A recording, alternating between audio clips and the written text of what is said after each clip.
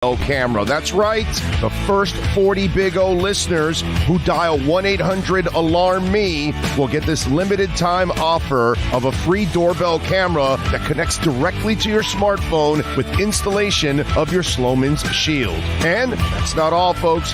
Slomin's is going to give you a free customized home security system and professional installation when you use their low-cost central station monitoring. So you're getting an LED touchscreen pad, a motion detector, 3 arm doors, and backup battery. Plus, if you're one of the first 40 Big O listeners to call 1-800-ALARM-ME, you'll receive a free doorbell camera with the installation of your Slomin's Shield.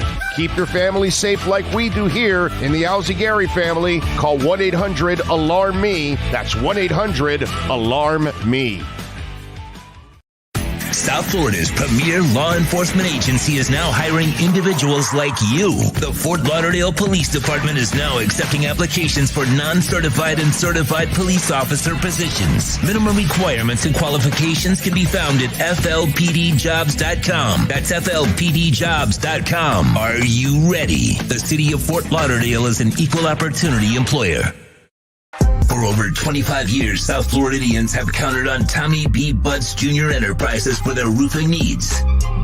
In South Florida, we battle the sweltering heat, rain, winds, and all kinds of tropical storms. That's why when it comes to protecting your family, home, or business, call Tommy B. Butts Jr. Enterprises.com.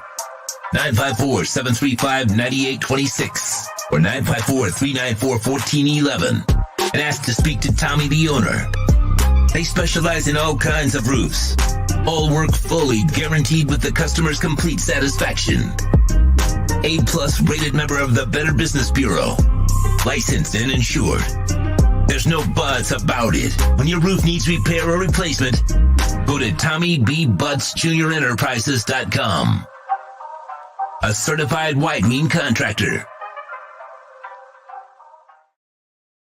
The Big O Radio Show is looking for partners to join our growing platform. If your business is ready to reach an audience that starts in Florida, crosses the nation while expanding internationally, this is the program that provides that vehicle. The Big O Radio Show is ready to broadcast live anywhere in the world to represent your event or product. To reach out by phone, 786-754-4664. That's 786-754-4664. Or email bigoradioshow@yahoo.com. Help us grow as we provide the content and personal connection corporate entities will never achieve.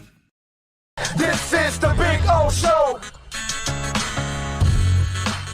Sports fans love a place with great food, cold drinks, and TVs everywhere. That's why sports fans love Sports Grill and their 7 amazing locations. Check out the Bird Road location at 11481 Southwest 40th Street in the back corner of the West Bird Shopping Center. Sports Grill is also now offering some great employment opportunities. All kinds of positions are now available from kitchen to hosting. Call for more information at 305-485-8845. From wraps to salads to amazingly delicious specialty dishes, Sports Grill is the home to the legendary special grilled wings. Since 1987, Sports Grill, good food, good drink, and good friends. It's the Big O Show. Judge, you tuned in to the hottest sports radio. When you need your warehouse looking good while staying efficient, there's only one place to find the finest racks in the business. Pallet Rack City in Hialeah. 305-424-8547. That's 305-424-8547. Pallet Rack City is the company you need when you want your warehouse sporting the finest racks in the business. After all, who doesn't love a great rack? Pallet Rack City. 305-424-8547. That's 305-424-8547. Orlando, a.k.a. the Big O. He covers all the South Florida teams. For over 16 years, EJDconstruction.com has provided South Florida residents quality craftsmanship, accurate project management, and exceptional service. That's why EJDconstruction.com is an A-rated member of Angie's List and the Better Business Bureau. When you're looking for the right custom home builder for additions or home remodeling, please call my friend Eric at 305-433-4843. That's 305-433-4843 for EJDconstruction.com. Dolphins to the heat, well, you know what I mean. Monday to Friday, lollipop blow in the... There's no need to drive around South Florida wasting valuable time looking for a new or certified pre-owned Acura. Go to the #1 volume sales dealership in the Southeast United States. Craig Zinn's Acura of Pembroke Pines. Purchase with pace and space in a dealership tailored to your needs. From home buying to providing that personal touch. Contact the 2020 Satisfaction Award winner Craig Zinn's Acura of Pembroke Pines. 888-776-5123. That's 888-776-5123. Or visit them at 15601 Pines Boulevard in Pembroke Pines. Show O's on the radio, the top's where we gonna go, Miami, that's the way we roll. Folks, you can support the hardest working sports talk show in South Florida through Cash App or Venmo. Just search Cash Big O Show. Support us through Cash App or Venmo. Cash Big O Show. We thank you for your incredible support. On the morning show, Big O, no one has a similar show. Talk sports, talk plays, talk... If you're a Miami sports fan, then there's only one store to go to, and that's Caneswear at Miami Fanwear in Davie. They're your one-stop shop for all your Inter Miami CF, Canes, Dolphins, Panthers, and Marlins merchandise. They have hats, t-shirts, game day jerseys, and so much more. Located at 2511 South University Drive in Davie, and open 24/7 online at caneswear.com or intermiamiwear.com. Call them at 954-835-5597. Caneswear, the spot where Inter Miami and all Miami sports fans shop. Live and direct, because nobody do it better than Big O in the set. From sunrise, listen live. When you're ready to purchase a new home or refinance the one you have, American Dream Lending will make sure your loan experience is easy with fast approvals and quick closings. With many loan programs and competitive rates, now is the time to turn your dreams into reality. Ask about special financing for veterans. They never charge an application fee and you will work directly with one of their experienced loan professionals. Stop dreaming and contact American Dream Lending today. 786-802-1727 or online at adreamlending.com.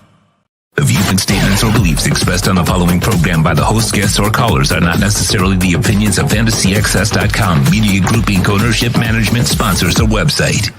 The Big O Radio Show is brought to you by HialeahParkCasino.com. Enjoy simulcast racing, dining, a magnificent poker room, and a casino with the most popular machines on the market.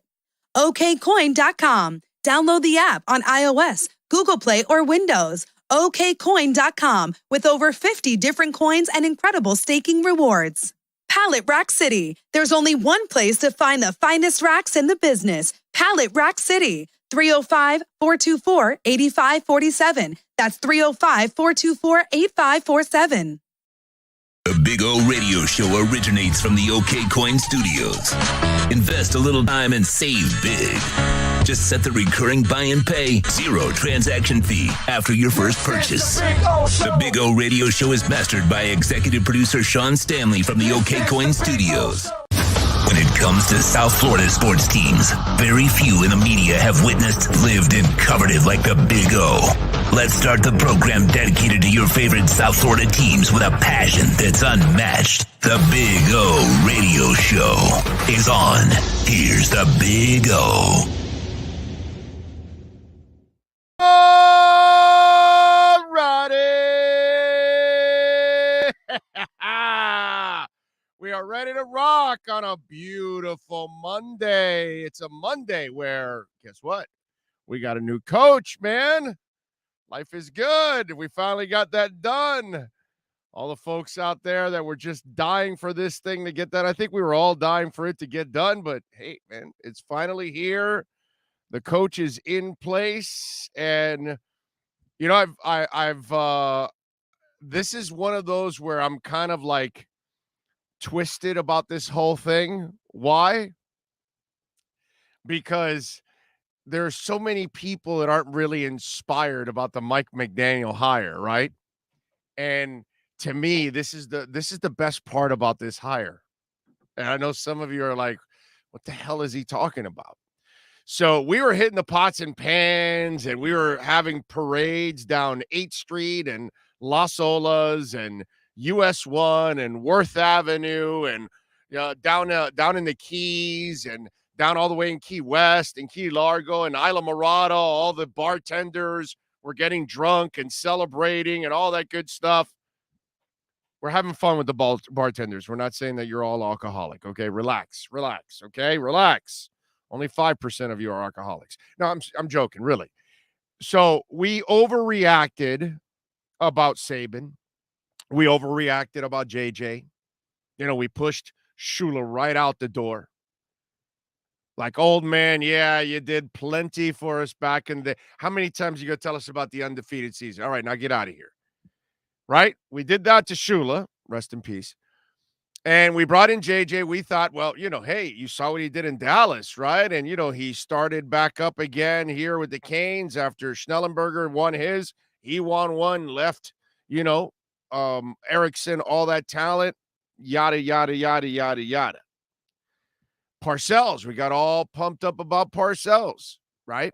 We got pumped up. Oh, Gase is the new offensive coordinator, the exciting guy. Peyton Manning says that he's fantastic. We now know Peyton Manning will be an absolutely shitty president now.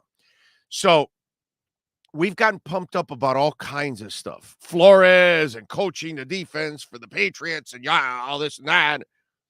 And we flopped on our faces every single time. Do you know why? Because you don't know. I don't know. They don't know. It's just like Russian roulette. And to use a absolutely terrible analogy, okay, it's COVID, right? Doctors don't know. You don't know. I don't know. It's hard to pinpoint what DNA gets affected more than others by COVID, right? Same thing. You're kind of playing Russian roulette. And if you don't have the vaccine, you're playing even bigger Russian roulette, right? It's the same thing. We have no idea, bro. We're spinning the chambers, and we keep hoping to find the bullet that leads to, the Dolphins finally getting over on the other side. And we haven't found it. Every time we click, and there's no bang, right? Every time you hire a guy, there's no bang. Every time you hire a guy, there's no bang. Now you hire this guy, there's no bang. I'm thinking this is the one that's going to work out. Because this is the hire that people are least inspired about, okay? And just because we're least inspired about it, I like the hire, actually. It makes sense. It's grown on me as time has gone on. And hell, we told you for 3 weeks now? We told you Dable was 1 and McDaniel was 2, right? That's it. I didn't give you any other names. Other people made up Harbaugh and, other people wanted Peterson, all that other stuff. But Harbaugh was never on the radar. And all the other guys, whatever. It was Dable and McDaniel. I told you that from the get-go, right? I told you for 3 weeks. It was Dable, McDaniel. Dable went off the board. McDaniel was there. They took him. That's it. It's over. But I almost get the feeling that this is the hire that they're going to hit on, only because this is the hire that everybody's crapping on. So since we were all pumped up, you know how it is, right? Everybody bets on one. Oh, yeah, no, that team's going to win. That team's going to win. That team's going to win. That team's going to win. And then the game comes, the other team wins, right? Because everybody was convinced one side's going to win, right? So everybody was convinced that Parcells would do it. Everybody was convinced that Saban would do it. Everybody was convinced that Jimmy Johnson was not only going to win, he was going to make the Dolphins a dynasty. Remember? He was going to make them special. You youngins don't know what the hell we're talking about. But anyway. So, it's just I just kind of get the feeling that this is the hire that goes under the radar the most. So typical, this would be the hire that they probably hit on. Do I know that? No. Do you know that? No. So, you know what? Let's get on the ride and let's find out and let's enjoy it. And hopefully it's a good ride with Mike McDaniel. But welcome aboard to Mike McDaniel. I'm glad that they finally made the hire and they finally made the decision moving forward. I'm glad that they were able to get an offensive mind. I want Tua to succeed. And the only way that Tua is going to succeed is to have the support that he needs. So let's hope he gets that support he needs here right now. Reginald Stambaugh, by the way, says, bring back the orange bow, zum zum oh, ketchup only, baby. There you go. Yes, a little orange bowl. So there you go. The Mike McDaniel hire. He is your new head coach for the Miami Dolphins. We're going to have a loaded show for you as always today. Best coverage of South Florida sports for all you South Florida sports fans all over the world. Not just in South Florida, because we know we got South Florida fans all over the world tuning in. Remember, Sean and I next week already. Sean, next week, dude, we're going to be in New York, right? And Mother Nature, hey, bitch, clear up the skies. No snow. You got that? You got that, Mother Nature? Okay? So next week, when I go to New York, no problem if it's cold. No blizzards, no no nor'easters, none of that crap, okay? All right? You got that, bitch? All right? So if you don't want me to lock you up and throw you into one of those Superman prisons in space, you got your warning there. All right, woman? So take orders like you're supposed to, Mother Nature. Anyway, so we'll have good weather in New York next week, obviously, and we'll be at Slattery's in New York City, right? Because Mother Nature knows her place.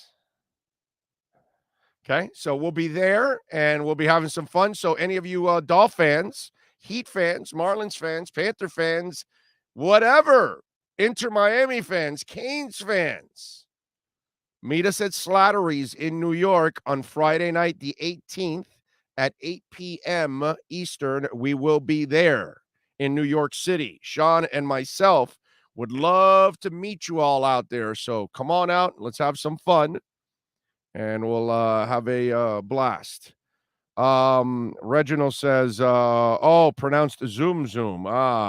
Is the hot dog that was sold at the Orange Bowl in the 70s during the heyday. That went right over me. That went right over me, dude. Completely forgot about that, Reginald. My bad. That was good. You Omar Kelly'd me. That's what you just did. You got me with a pop culture reference, and I was like Omar Kelly, deer in headlights. Huh? What? Huh? What? You know that. So, Reginald, you got me, brother. Big O, any chance McDaniel could bring in Jim Caldwell, looking like he won't get any head coaching jobs in this hiring cycle? Would be great for the OC QB coach and help McDaniel with two in the passing game. I have no idea, Kevin. I don't know what his thinking is and what kind of coach he wants. Now, I will say this. Let's give you a little thing that I like about McDaniel that I've already seen from the get-go, if this is true, okay? Now, the reports are that he's looking for Vic Fangio to come in to be his defensive coordinator. And while you have a defensive staff in place, they're allowing him to alter. And obviously, if you can bring in a Fangio, I think that would be fantastic for this staff to have look, I don't want Vic Fangio as my head coach. I don't want Wade Phillips as my head coach. I don't want Rex Ryan as my head coach. But I want guys like that as my defensive coordinators. Sure. Right? I don't want Rob Ryan as a head coach, but I'll take him as a defensive coordinator. You know what I mean? There are certain guys, Dan Quinn, I don't want him as a head coach. Take him as a defensive coordinator. Hell yeah. You know, some guys are just assistants. That's what they are. And I think Fangio would be an excellent assistant for a McDaniel. That tells me that the young guy's not coming in with the flow ego of no, I've got to have people that are subservient to me, people that are lesser than me. You know what I mean? No, this young man, if this is true, is already Fangio already has even head coaching experience. So now a young guy like McDaniel can lean on Fangio even for head coaching things that hey, Vic, how did you handle this? And it could be a great sounding board for him. So that already shows me that Mike McDaniel is already a better human being as a coach than Flo is, because you always want to surround yourself with people that know more than you. When I got into the business, do you know what I did? Sure, I did my job and I went to go get sound like any monkey can do. I can teach a rhinoceros to go get sound. I could teach a monkey to cut up sound. You know what I mean? Big freaking deal. But I wanted to learn about the business. So then who am I going to look at? I'm not going to look at some of the other people carrying around Morant's tape decks. They don't know jack shit. I'm going to go to Hank Goldberg, that is, just in case for you young people. I'm going to watch Joe Rose. I'm going to watch Neil Rogers. I'm going to watch Mad Dog. You know, I'm going to watch people that know a hell of a lot more than I do about this business and have been more successful than I have been in this business. So how are they more successful? Why are they more successful? Right? Because that's how you better yourself. When I got on the Dolphins beat, I'm picking Armando's brain, and I'm picking Alex Marvez's brain, and I'm picking Jason Cole's brain. You know, all these kind of guys that are on the beat. And that's the only way I was going to get better, is by learning from people that are already there, been there, established. How did you do it? What are you doing? And that's how people get better. The ones that are, you know, I guess, insecure of themselves, they think they're above all of that, that they're above asking for advice and they're above leaning on people and things like that. My early days of going to the combine, I didn't have enough money. QAM wasn't paying me enough money, but I had to find a way to go break stories and get insight. So I had to go to the Gridiron Classic, and had to go to the East-West Shrine game, whether it was in San Francisco, whether it was in Houston or San Antonio, Tampa, you name it. Early in my years, you know, Jason Cole would, you know, I'm learning from Jason Cole. He would also, you know, share his room with me. Extra bed, boom, there you go. I didn't have to pay for the room. He knew that I was trying to, you know, fight my way through. Marvez would give me tips, all those kind of things. That's how you get better, man.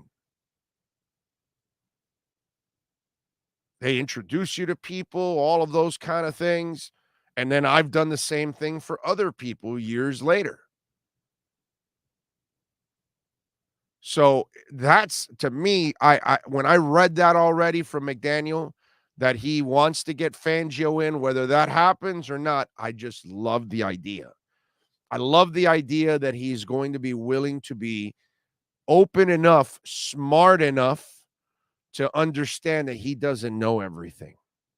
None of us do. I'm still learning every single day. And every day that I can pick someone else's brain about something so I can get better, I'm going to do it.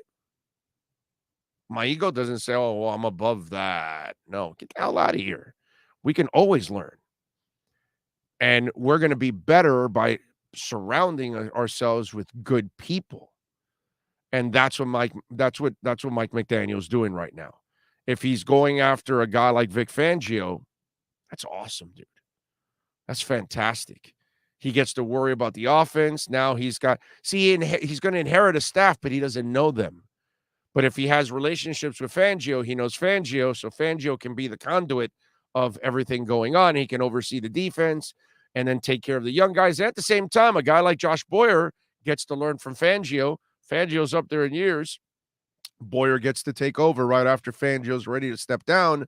And now Boyer has a good, you know, load of education from his time in New England with Flores and now with Vic Fangio. So when Fangio steps down, if Boyer's still here and he's been, you know, running the show with Fangio, he gets to take over. This allows Mike McDaniel to focus on the offense. And that to me is fantastic, incredibly important. And it gives him the comfort zone that the defense is fine. I just got to worry about the offense and Tua and set everything up. So already I like some of what I'm hearing, if any of this is true, that he is going after Fangio. I think that's awesome. Okay. Let me see. What do we have here on the super chat? So I see a couple came in. Leon Fresco, thank you, sir, for the love in the super chat. He says, I don't think it's McDaniel's interest to keep any coach Flo hired. You don't want any people communicating with Flo during this issue. Leon, Flo wasn't communicating with his own coaching staff after Thanksgiving. I don't think those guys are loyal to Flo. So I don't think you would have to worry about that. Leon, it's kind of what I say about when we say, oh, they played hard for the coach. I think most players play hard because they're professionals. And I think we disrespect players generally when we do that. And I think the same thing here. I think you're disrespecting coaches. You know, a new manager takes over. You might have loved the other manager, but now this is your new manager. You're the employee. Your job is to do your job, not to play double agent. So Josh Boyer's job is to do his best job for the Miami Dolphins. He doesn't work for Brian Flores. So he's got to, Gerald Alexander, all those guys, they've got to be professionals. And they've got to build their resume. They can't worry about Flo anymore.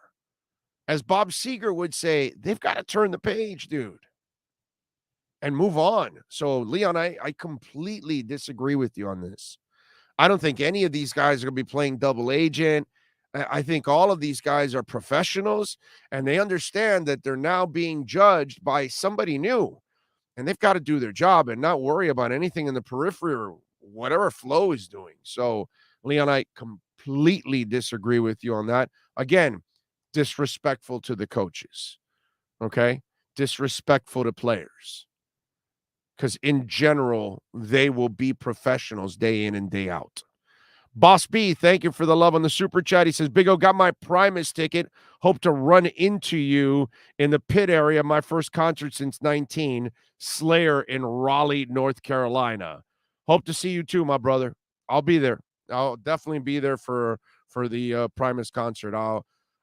In fact, we go to Primus, and then we fly out the next day to Biffy Clyro in Las Vegas. So don't know yet. I already got my plane ticket and everything, flying out the next morning. That Wednesday morning, the show will be really early. Really early. So I'll be going, and then the next day we'll do it from a hotel room. But yeah, so I will definitely see you over there at the Primus concert, my brother. I'm looking forward to it. Never get enough Primus, man. It's always good to see a little Primus. No RPO, please. The assault RPO. There's nothing wrong with the RPO. It's Flores' RPO is the problem. He's the only idiot in the world that runs an RPO without running. The RPO under Mike McDaniel will be a lot different because you will actually run the ball. See, Mike McDaniel is smart enough to know I can't run an RPO if we can't run. So then he'll keep them dropping back instead. But if they can run the ball, which he's very big on it, then the RPO will be a completely different monster. So don't look at the RPO as a negative. Look at the coaching that went on, which is what I told you guys pretty much, I don't know, within the first month or something. I was telling you it wasn't talent, it was coaching. And coaching was the real problem for the Miami Dolphins. Nothing else. Toca Life Fun. Appreciate you for the love on the super chat. Thank you, sir. John Rouse in the house. We saw him on Friday. And he says, thank you for the love on the super chat. Johnny says, alert, prepare now, Dolphins. We will suck. No, we won't. Relax, John. Don't be so negative. Talk on Life Fun says, can't wait to see Omar's face when McDaniel gets fired. LOL, I'm laughing so hard, but I like the hire. Leo V also on the super chat. Thank you, sir, for some love. McDaniel's everything you said we didn't want. Yeah, I know on the lack of experience, but like I said, It makes sense if you have a defensive staff, you bring an offensive coach. This wasn't the year where there were any coaches that were wowing me. No coach wowed me. I didn't want Jim Harbaugh, and I didn't want Doug Peterson. The only guy that wowed me was Jim Caldwell. Outside of that, there was nothing that rocked my world. So in a way, I can't really, it's not like there were a bunch of, oh my God, these are incredibly sexy hires, can't miss hires. None of that existed. So for me, Caldwell was the guy. Obviously, there's something going on with Caldwell around the league that nobody wants to hire the guy. It must be age. Frankie Fresco says, yesterday on Sports Extra, Duke was interviewed and asked about Flo. He said, yeah, we played, but we won, not because of him. We as players want to win. I saw the Duke interview. It's that I remember when people were saying, while the streak was going, oh, these guys are playing hard for Flo. And during that time, I was like, no, they're not. It's a bunch of crap. Not going with any of that. Go back and look at it. All the audio is there. It's all there, dude. All of it. None of it. It's all right there, documented. So I'm the only wacko during the winning streak. Obviously, I was a sensible one. At the moment, I looked like a wacko, telling you that he needed to get fired. And when people were going off, oh, they're playing so hard for Flo, I said, no, they're not. No, they're not. Okay? I'm not insulting the players by that. And I'm certainly not crediting Flo for it.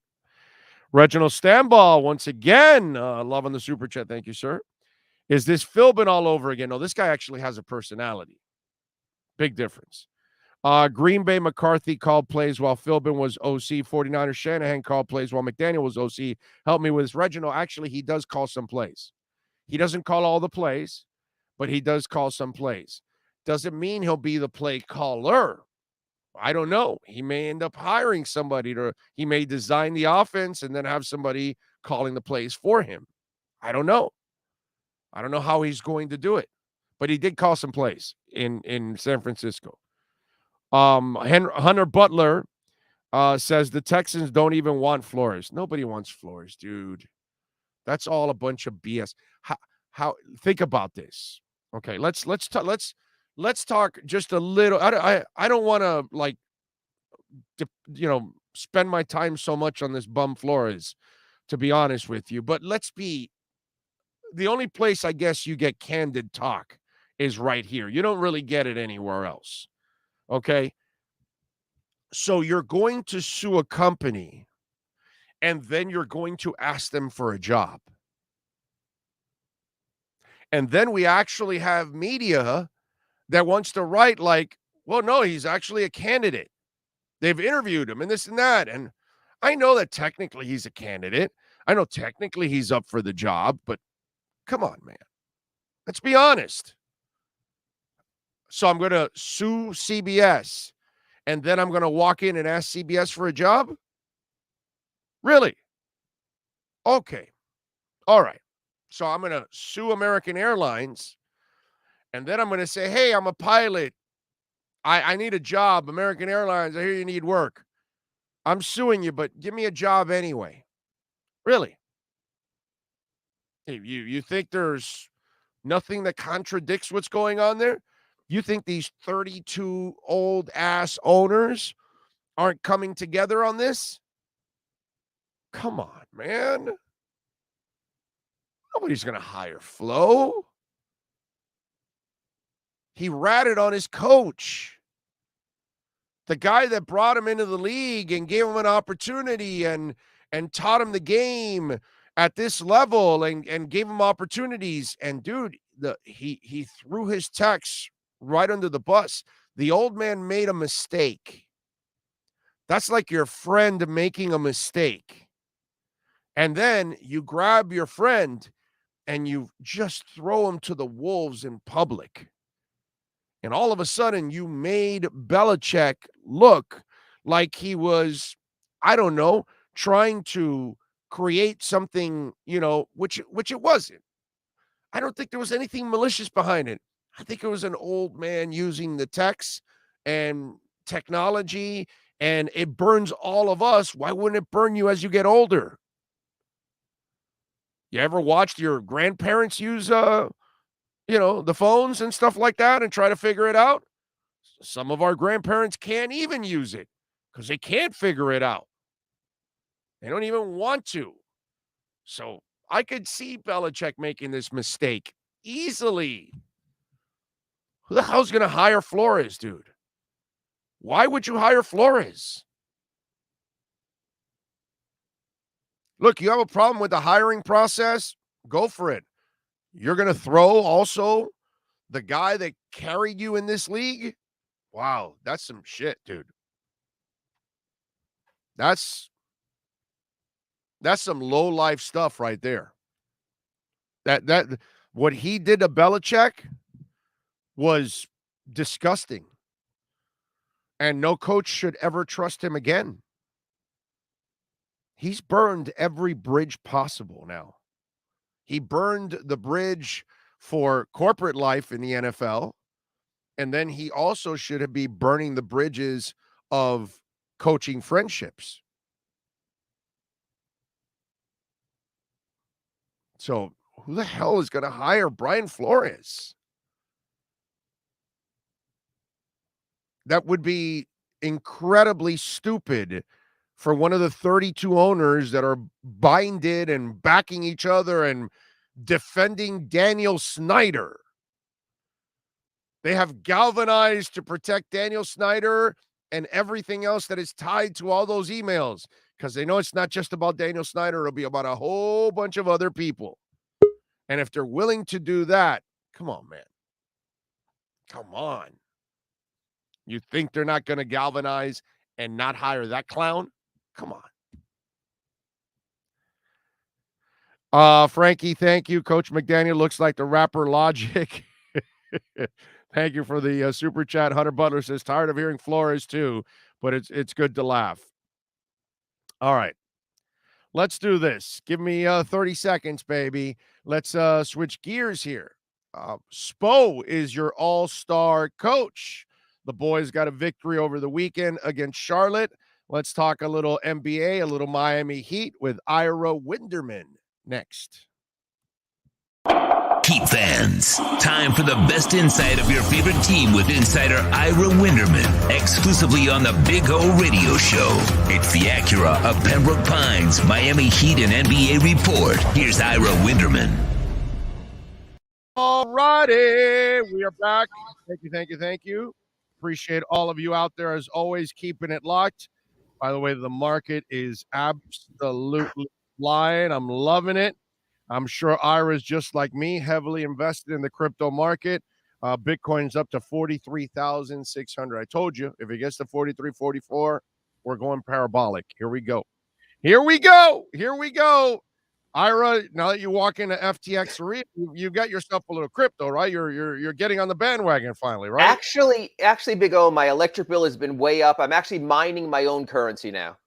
There you go. Now that's smart. So anyone who is interested, Winder Coin is low now, but I think if you get in early, you'll be in good shape. Apparently, FPL is wondering what the hell is going on here. My electric bill has gone from $400 to $43,000 a month, but I think in the end, it'll be worth it. You haven't called Tesla for a little solar power, so that way it's clean energy that you're mining with? Come on, what's wrong with you? Us in the non-fungible field, we like to keep those proprietary, so I really can't get into that, Big O. I love it. In other words, I thought I wouldn't be mentioning at 10:30 in the morning on a Monday. Well, hey, listen, I'm happy. Those of us invested, we're really happy because right now the market is absolutely exploding. By the way, before I forget, on Saturday, because we got a new move now. It's called the wide lane Euro step. And did you see Caleb Martin on Saturday? That was the wide lane Euro step I've ever seen in my life. You know, he went from one side of the paint to the other of the key. That was awesome. Even my wife said to me, didn't they used to call that traveling? It's just funny how they've reinvented the word traveling into Euro step, so now it's okay. And you know how it is. It's a wide lane Euro step too. Okay. If you give food a foreign name and it sounds that much better, but it's still a travel. Oh man, that was awesome. Yes, on Saturday night, as the boys got the win. And so Spo, Spo is Spo, right? There's no tanking in Spo. He's going to coach No, his ass there off. No matter isn't, and I'm sure he was the biggest Billy Donovan and Bulls fan yesterday, wanting Chicago to win. I actually watched that game. They got within 6 late. Philly's just the better team right They're playing now. good right So, now, man. Yeah, they're playing yeah, good. Actually. a matter of fact, I think people need to stick on the Big O show for later today. I know that Big O and his staff are efforting Nikki Spoelstra to get her thoughts on being in Cleveland on February 20th. So I think that'll be some good radio also. Oh God, yeah. So, does Jimmy play it or does he take it off? How's he going to handle that? Because he's a guy that really needs the time off. And I know No, you said he'll it's a he'll whole play. week, but still, God. He'll play Big O because the only thing that drives someone more than wanting to get to a warm weather locale on February 20th is ego. And for Jimmy Butler to be among other stars and to be in that showcase, that'll mean more to him than losing 2 or 3 days on the beach. And now it's interesting, because we get back to this. We know that Jimmy Butler was the driving force behind Kyle Lowry coming here. Of course, Kyle Lowry is the godfather to Jimmy's daughter. So is this when Jimmy and Eric Spoelstra get together and go, who are we going to target among these all-stars? Because Yeah. the one thing about the NBA, they never think the Heat tamper. They never investigate the Heat for that. So I think it'll be interesting. I think the most important thing is, can Jimmy come home with a friend from the All-Star game? Well, who's the disgruntled one? That's the question. Right. You know what So I mean? it'll be for the off season because the trading deadline is February 10th. The All-Star game is the 20th, but this will set up next summer, so it'll be interesting. So I'm sure Did you Jimmy think will the have his Portland conversation. trade was a precursor, by the way, for Excuse me? moving the Portland trade? Do you think that's a precursor for moving Lillard? I think that might be more of a telling Lillard we're going to be able to get under the tax and have more flexibility in the offseason. And Lillard really has made clear he doesn't want to go anywhere. He wants to be one of those few career players. Now, is it a precursor for moving CJ McCollum? I'm totally on board with that. Okay. Because this BS of the James Harden thing. And again, it's interesting. When you used to do your, shows and getting a lot of national people talking about stuff, there's such manipulation when these rumors start. So is it really that there ever was a deal, or is it sort of Ben Simmons people saying, hey, there is a deal to be made, and putting stuff out? And again, all these guys, this from your football coverage, and whether it's Adam Schefter or someone else, there's such a quid pro quo. I'll put this out there for you if you take care of me when something else with one of your clients comes up.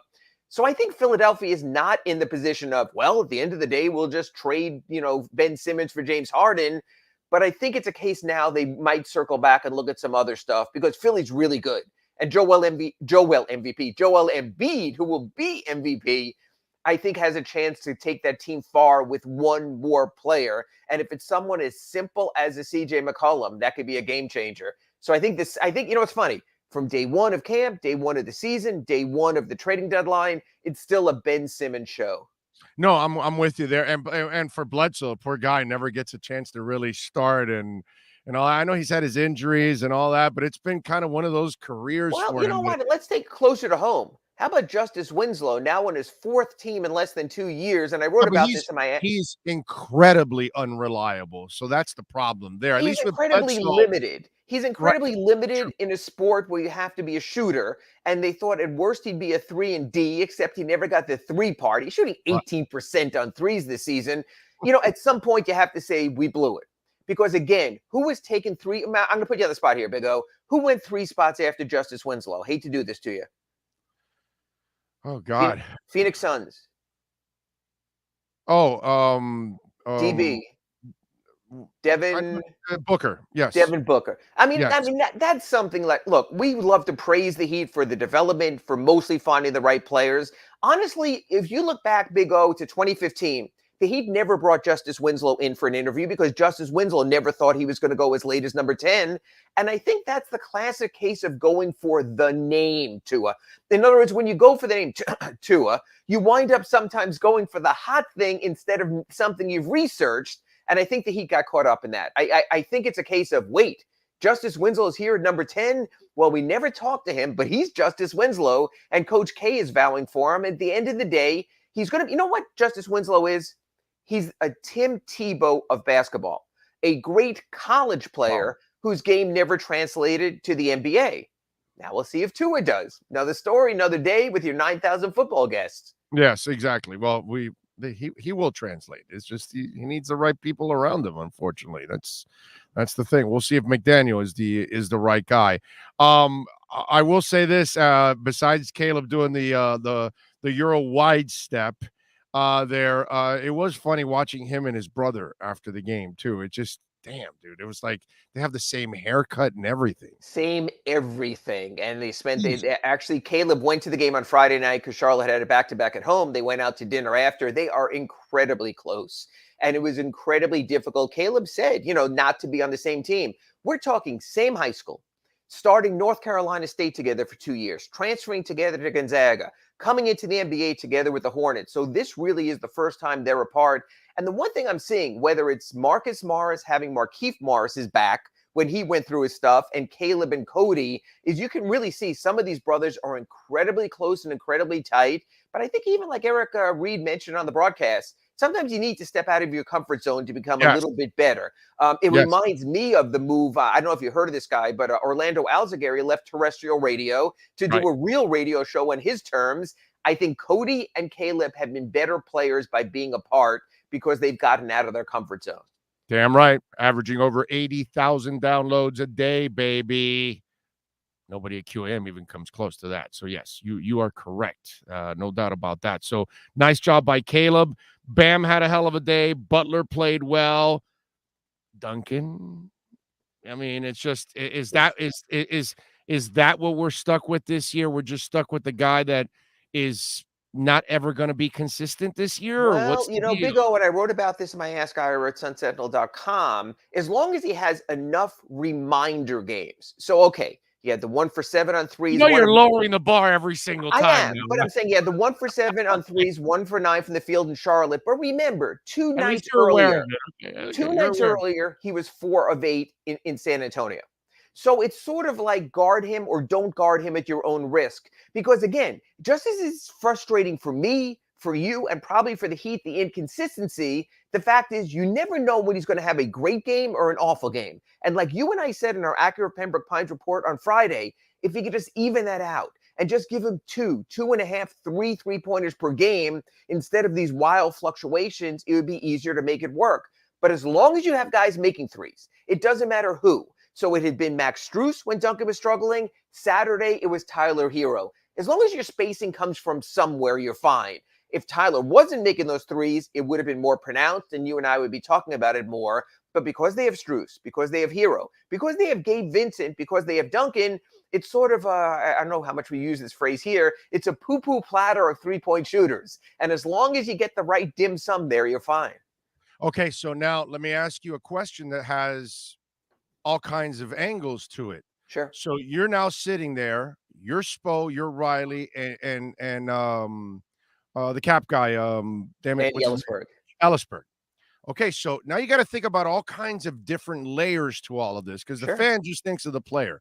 Okay, so Duncan is struggling and not living up to his contract this year. So far, that's what we have to say through whatever it is, the 40-something games that they've played. He is not living up to it. Now, do we keep trying to showcase him and move him by the deadline?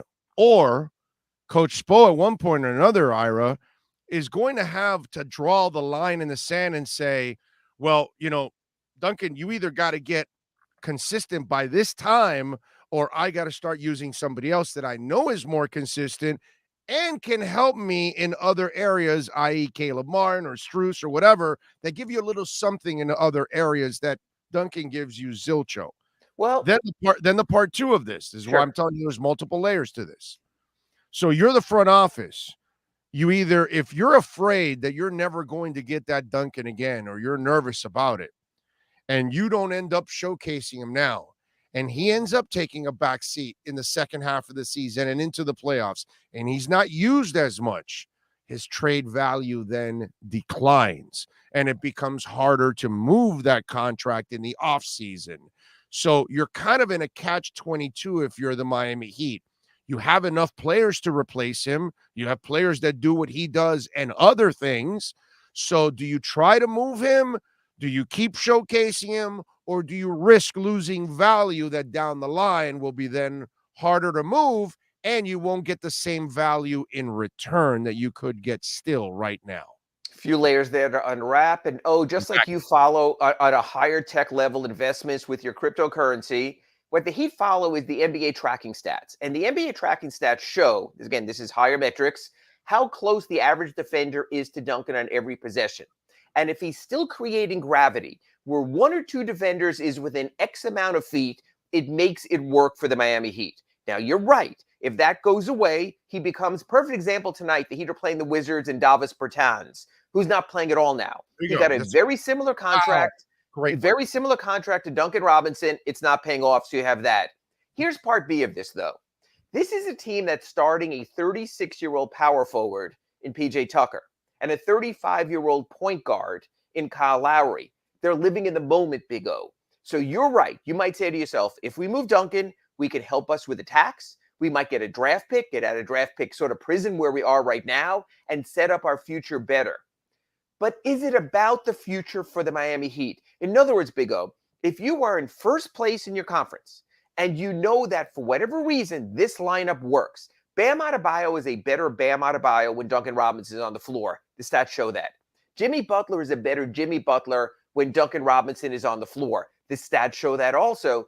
Do you play it out year by year? You know, the one thing, sports fans are weird. Why wouldn't you be just as effective with Strus or Caleb Martin playing? Because those metrics that I'm telling you will show you that defenders do not track Max Strus as closely because there is no metrics breakdown that shows that your lineup is as efficient with Max Strus as it is with Duncan Robinson. You have a history there. You have 2 years. You have the 2020 NBA Finals. So now you might say to yourself, yes, it might work as well, or it might not work as well. Do you want to take a chance with your 36-year-old power forward, your 35-year-old point guard, or do you want to say, screw the future? We'll deal with the problems when we have to. We are going to live in the moment right now because, Big O, this is a hell of a moment. They're in first place in their conference, and they are, I get that.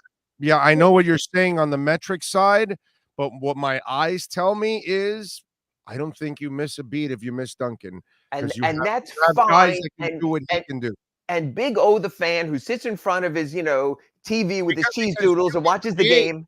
But you can create Caleb to become Duncan and Strus to become Duncan. But again, think you of have these to give them the playing time. If they're on the bench, you'll never develop those stats that you're talking about. Think of the qualifiers in every sentence you've given me. Could, might. There's still a chance. You don't know for sure. So with less than half the season left, knowing you have something that has proven to work, do you shake it up right now? I just hate this what's next from fans. Why do we need next? They never live in the moment right now. You and I were talking at the beginning of the Dolphins season when they had that terrible record, but you went through the Dolphins' upcoming schedule and you said, well, wait, they have the Giants, they have a couple against the Jets, and we didn't know about it, the Jaguars and games like that. This team still could be in the race when everyone else was writing off the season and already moving to the 2022 season. I think it's the same with the Heat. I think you have to. It's like you almost say to yourself, if by the trading deadline we've checked these boxes, do we have a proven successful starting lineup? Big O, they do.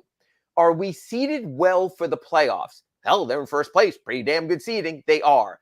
If our team goes completely unchanged after the deadline, will we still be in as good a position as anyone in our conference? I think the answer there is yes also. If you're checking all those boxes, as opposed to the, like Big O said, could or might, then you're willing to go out there and take a chance. Now, your could and might work if you have something out there that makes you definitively better in the moment also. Maybe there is a trade like that. Maybe it is Duncan for Christian Wood, because then you get your future starting power forward, but also a hell of a backup for PJ Tucker while you don't know what's going on with Markieff Morris. So if you were to bring that to the table for me, Big O, then I might go, you know what? I would consider that. Washington tonight, should be all right, right? They lost 7 of 8. I actually wrote about this in my Ask Ira at sunsentinel.com today. Built up the road record, bro. Come on. Yeah, and also, they've gotten rid of the bad losses. That I actually chronicled the bad losses for the Heat. I put down 3 of them. The loss at Sacramento, the loss at Detroit. There was one other I mentioned early in the season. You remember, Big O, by this time of the season, you and I are usually talking about how did they lose to Orlando? How did they lose to the Knicks? How did they lose to Detroit? They've gotten better. But here's something that scares the crap out of me, Big O, and you can deal with this in your chat board after. Right now, when you look at the standings and where the Nets are, the Nets could wind up being your number 8 seed or number 7 seed. Can you imagine, Big O? You have this kind of season. You win the conference. Pat Riley's ready for another banner. You go in the playoffs the week off, and then you're told Kyrie's been cleared to play at home. James Harden is still with the Nets, and Kevin Durant is healthy. Matter of fact, Big O, I'm going to put you on the spot because I know you like to get your listeners. It's funny. I don't fear them. You don't. They don't play defense. But you don't think in a best of 7 series. Miami has the depth, the defense. They will wear those guys down. And in the playoffs, the game slows down and it gets more physical, and they allow you to play a little bit more. So they will not be able to play that free-flowing game that they would like. So I actually don't fear the longer the season goes, the more I've gained confidence in the Heat because I didn't know this depth was going to exist. And now they're deeper than I think almost any team in the NBA right now. I'm going to disagree with you, Big O, for one reason. Closing depth. End of a game, one possession. There is no doubt. Matter of fact, I'm going to close the internet to everyone. It's Durant. I'm not so sure right there that Kyrie might not be number 2, just for that moment, Big O. And that Harden might be number 3, even listing Jimmy Butler and Kyle Lowry and Bam Adebayo. So what I'm saying is, in a series like that, they would have the 3 best closers. They just would. So it's just they would. I just don't think they'll be in that position often in that series. I think Miami will control that game, and they'll be down by 7 or 8 or 9 points in most of those games by the end because they'll be worn down at that point. That's where I see it differently than you, because I think that Spo can come at them at waves where they're just 3 guys with a couple of misfits around them, and that's about it. I'm going to send this clip to Old Takes Exposed. We have Big O on the record. The Heat will crush the Nets in the playoffs if they play each other, and we'll revisit this in late April or May. Maybe 1 or 2 they'll win, but I don't think they'll make I don't think there'll be a series here because they have yet to. We keep putting them on a pedestal that they don't belong. You keep now putting them in a position that they've never performed at. We've never seen that kind of chemistry from them. We've never seen them actually do those kind of things. So why would we expect that? Plus, Kyrie has to prove that he can stay healthy. Durant has to prove that he can stay healthy.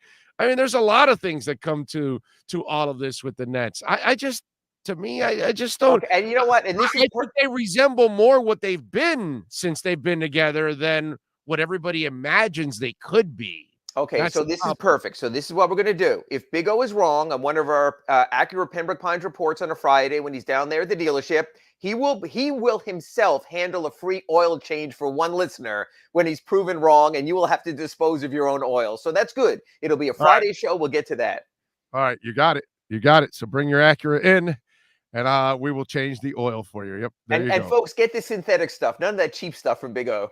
That's right. Synthetic, baby. All right. Tell them what you're working on the Sun Sentinel, where they've got to subscribe, support, and check it out. I just wrote a story on Chris Silva, and you might say to me right away, why the hell would I read a story on Chris Silva? And I wrote it this way.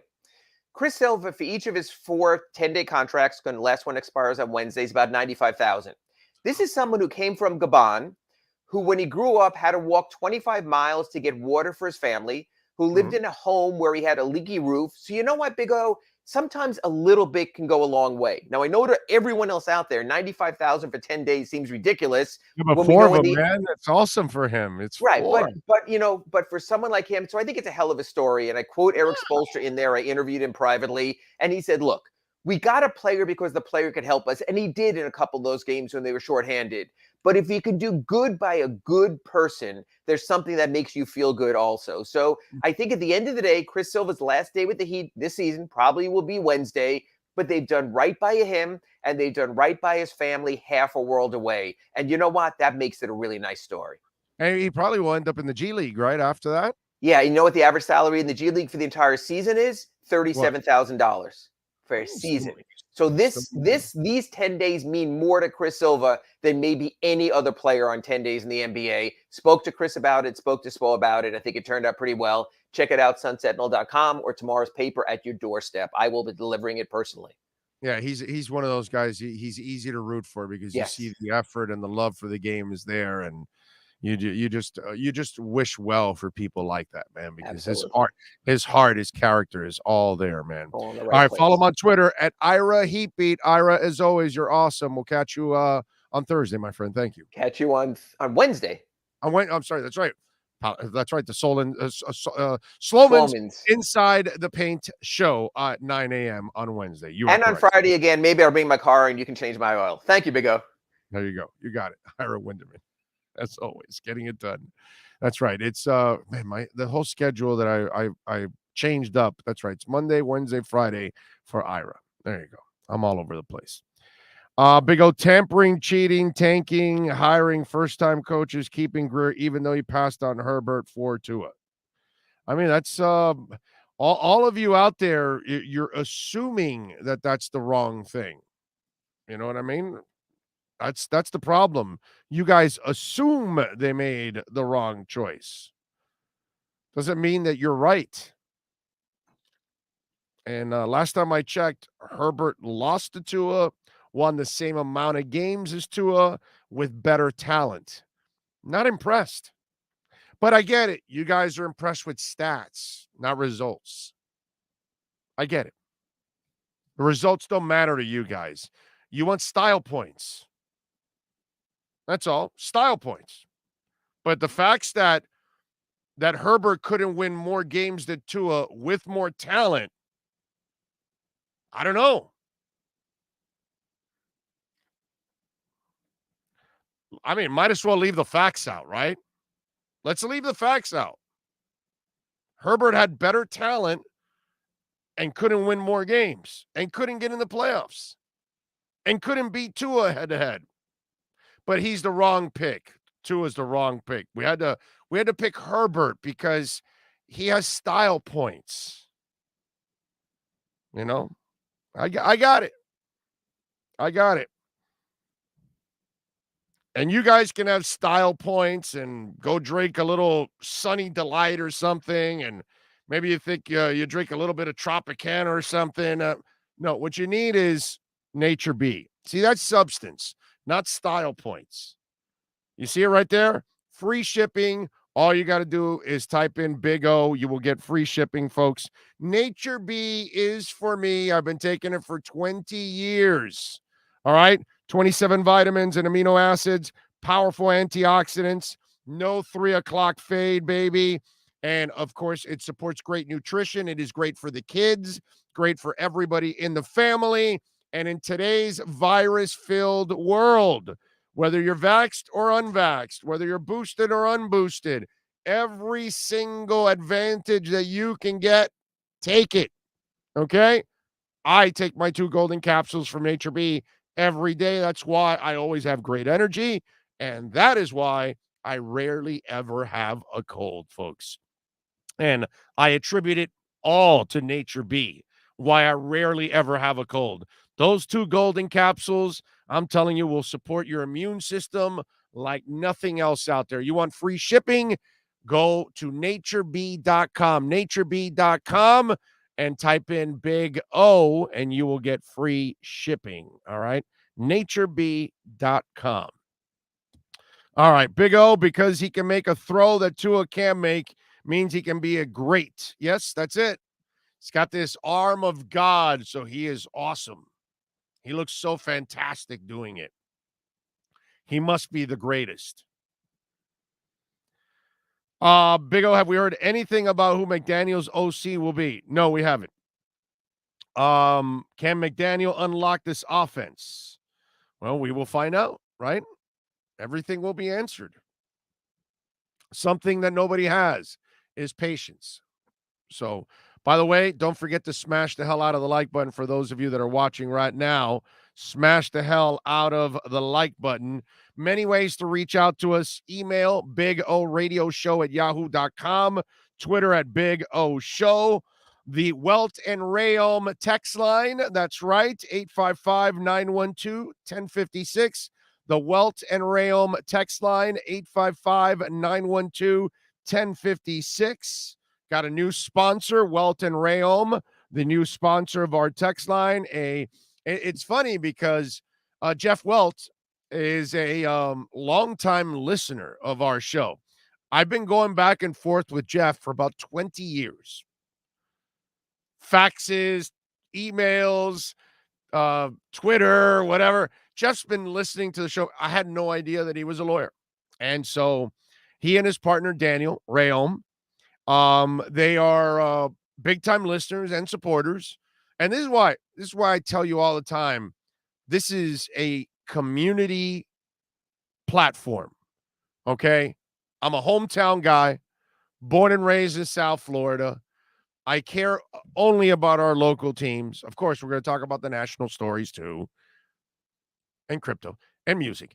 But obviously, we're going to be focused on the locals. And we have great local sponsors.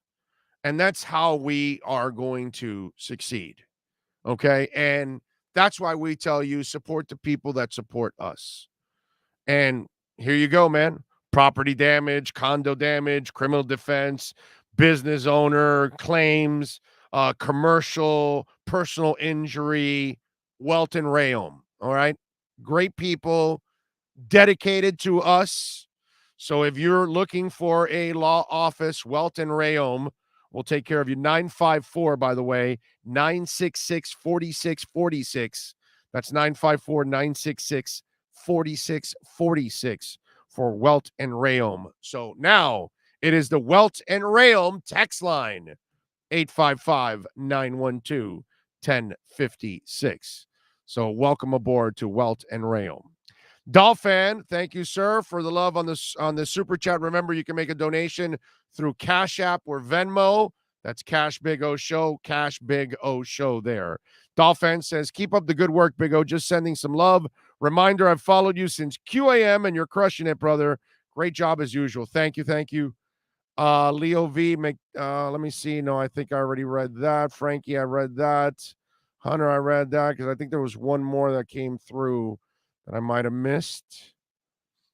Let me see. Sorry, I know it's not good radio doing this, but I want to make sure I don't miss a super chat, because sometimes I do, because there's a lot of people on the chat board, and please smash the hell out of the like button. Those of you that are on the chat board. Yep, no, that's it. Okay, we are caught up, I think, there on it. I like it. All right. Where's Bitcoin at right now? We're at 44,000. Look out. 44,060 right now, baby. Oh no. Oh yeah. And Shiba Inu is up 38%. It's up to 32. Those of us that loaded up at 17 and 18 and 20 and 21, congratulations to you. You know they're adding layer 2, right? To Shiba. See, that's the thing about Shiba and Doge, to have a little OK coin crypto corner here for you. And why I've always been a Shiba backer is Shiba has NFTs. Shiba has their swap. Shiba is adding a layer 2 now. So they're going to be able to scale a lot faster. They're eventually going to add the blockchain, and who knows if they're going to add smart contracts to all of it. There's technology behind Shiba. There is no technology behind Doge. Nothing. That's the thing. It's do your homework. I always tell you in crypto, look, I'm not a financial advisor. I always repeat that 100 times because I want you to know, look, I'm just a guy that loves crypto, but I do follow it. I do read up on it. And that's why I try to explain to people that Doge is nothing. It's a meme coin. There's nothing behind it. You want something that you can build on. You know what I mean? And so that's usually when I tell you about certain coins, it's because it's things that are long-term and they have real world qualities to them. They're solving real world issues. So that's the really important part there. And that's what sometimes people don't understand. And so SHIB is the one that is going to explode. And when I know Robinhood's having some financial issues, but eventually, like you can get SHIB on OKCoin, by the way. But I know how it goes. Once it's added to Robinhood, a lot of the people that don't know much about crypto and stuff like that, SHIB will take off, and it will, more people will be a part of it, Hunter Butler says, what do you recommend reading when starting Bitcoin? Cryptos Are Us. Good website. Cryptos, the letter R, and then us.com. Go to that website. They do a really good job overall. Barney says, NFTs are the biggest hustle since the pyramid scheme. Barney, my brother, I see you commenting all the time. My brother, you have your head completely up your ass, and you know nothing about crypto. So shut the hell up, dude. You sound like a freaking idiot. Okay? You want me to be completely honest with you, Barney? You want me to tell you the way it is? That's the problem in this world.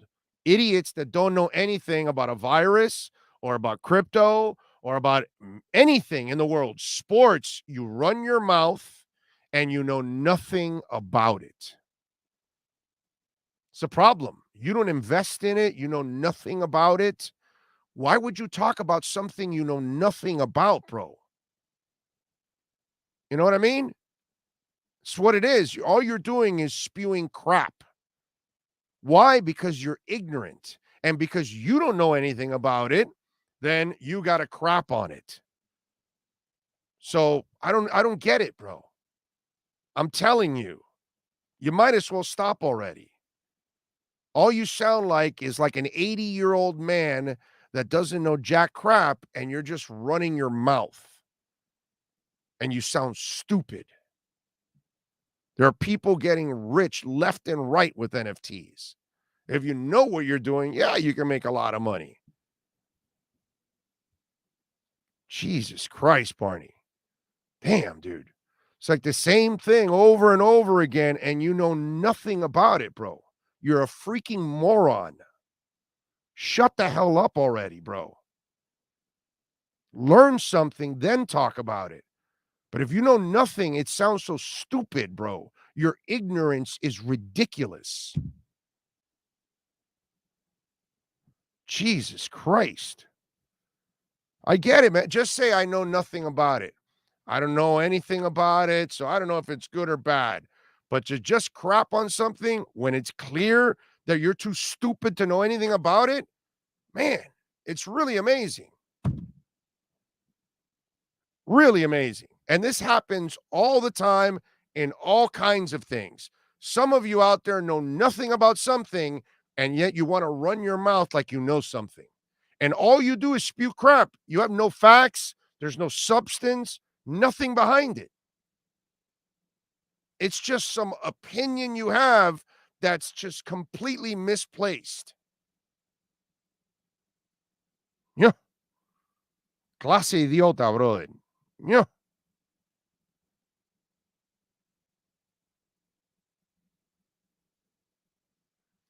You know what? With that, let's start off hour number 2 right here on the Big O Radio Show.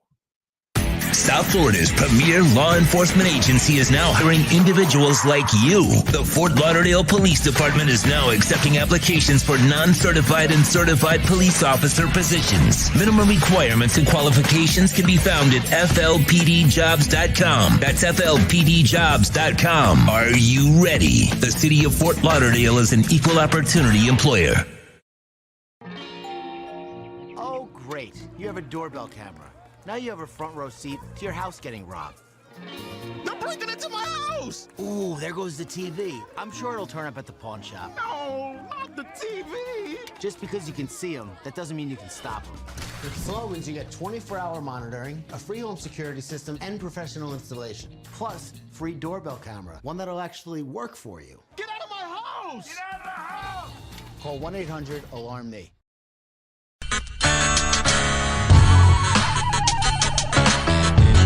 When you're ready to purchase a new home loan or refinance the one you have, American Dream Lending will make sure your loan experience is easy with fast approvals and quick closings. With many loan programs and competitive rates, now is the time to turn your dreams into reality. Ask about special financing for veterans. They never charge an application fee, and you will work directly with one of their experienced loan professionals. Stop dreaming and contact American Dream Lending today, 786-802-1727, or or online at adreamlending.com.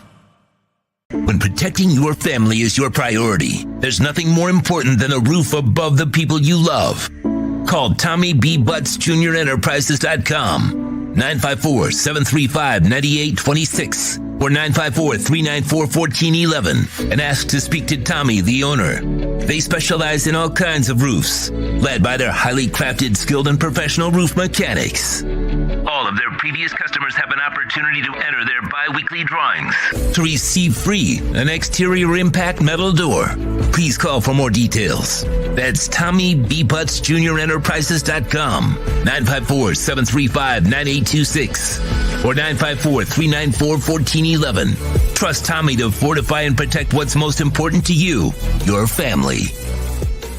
The Big O Radio Show is looking for an experienced salesperson in the radio or TV business. The candidate must have at least 5 years of sales experience in the broadcast business over the last 10 years. Please email your phone number and resume to bigoradioshow@yahoo.com. That's bigoradioshow@yahoo.com. Looking for an aggressive person who can help our platform expand into many avenues in our business. Reach out if you are the person that's able to make a difference. The viewpoint, statements, or beliefs expressed on the following program by the host, guests, or callers are not necessarily the opinions of FantasyAccess.com, Media Group Inc., ownership, management, sponsors, or website. The Big O Radio Show is brought to you by EJDConstruction.com, where you can trust their team of construction experts. American Dream Lending. Go to adreamlending.com. Stop dreaming and start living your best life.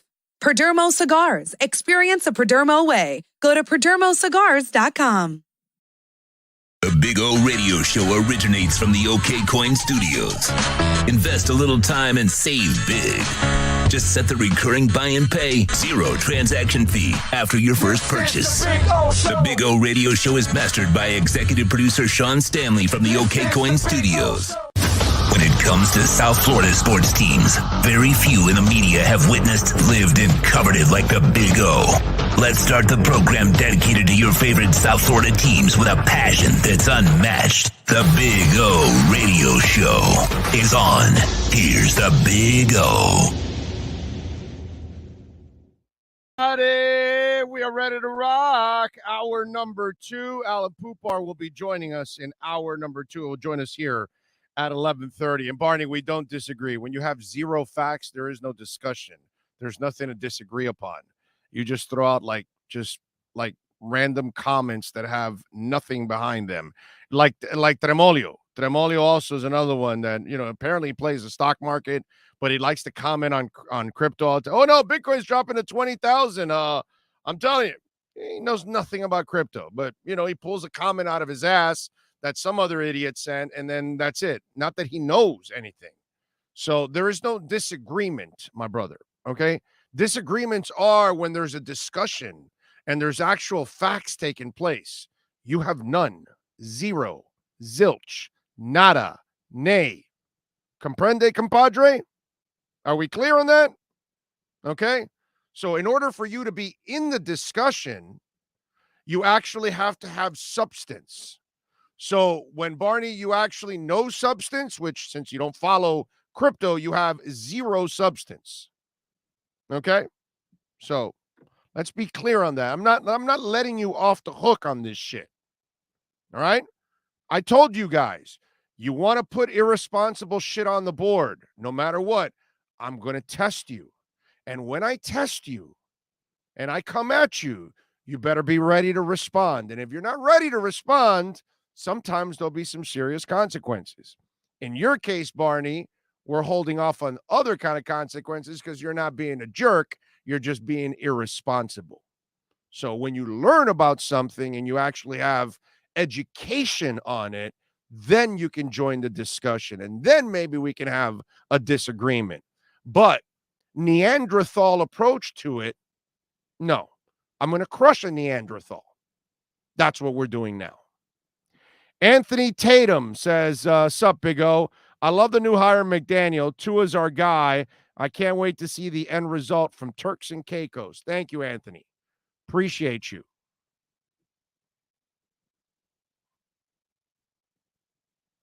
All right. Ay, coño. All right, what else do we have here? So on Super Chat, George Rodriguez, thank you, sir. Appreciate you giving us some love on the Super Chat. We like that. I mean, on the Cash app. Sorry. Thank you, George, giving us some love on the Cash app. Very nice of you, sir. That is awesome. Let me all right, so we have here. Let me check here 1 second. And on Venmo, Greg, thank you. Some love on Venmo. I appreciate it. New coach, new hope. Hashtag fins up. Adam Pinkster, also love on Venmo. Thank you. I'm not excited about the McDaniel hire. I am worried the Dolphins front office is going to have to hold his hand through the process of the hiring of staff. Hope I'm wrong, but I wanted Caldwell Del Rio type. And, Adam, look, I'm with you. I wanted Jim Caldwell. Everybody knows I wanted Jim Caldwell. I wanted a guy like this. Here's where I do like this hire, and I give it hope now. Okay. One, I already told you at the beginning of the show, at the fact that we're not all, super excited about this. I actually think it's probably going to work out because we've been excited about all these other hires and they never work out. So this is the one that people are least excited about. Watch that one work out. But anyway, this is what I like about all of this so far. Okay. We don't know what, as I told you in the first hour, do you know? Do I know? Do they even know in the front office what coach is going to be the right coach? Not really. You could take a guess and all of that stuff, but you really don't know in the end, right? But here's what I like. Okay, this guy's got an offensive mind. He's got a real hefty respect for the run game. And I love that because I think Tua needs that like any quarterback needs it. Look what it's done for Tannehill, and he's not even a real quarterback. Okay? Tua's a real quarterback. And so this guy's going to hopefully instill the running game that they need here. So if you do run an RPO, you will actually have run in the RPO. Two, it's going to make Tua a better quarterback and the line better in the process. And then he's also a modern guy.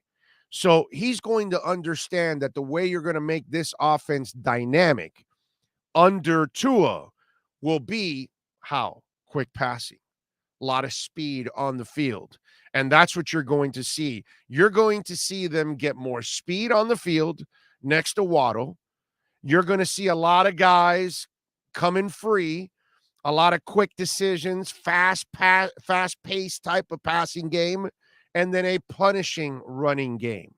And for me, some people think, well, how can they think, oh, dynamic means, oh, you got to throw it, 50, 70, 80 yards downfield. No, dynamic means that you could get a lot of big plays out of short passing plays, out of 5, 10, 15 yarders. All right. Crossing patterns, skinny posts, all kinds of stuff. So you're going to, with speed and design, play design is so important.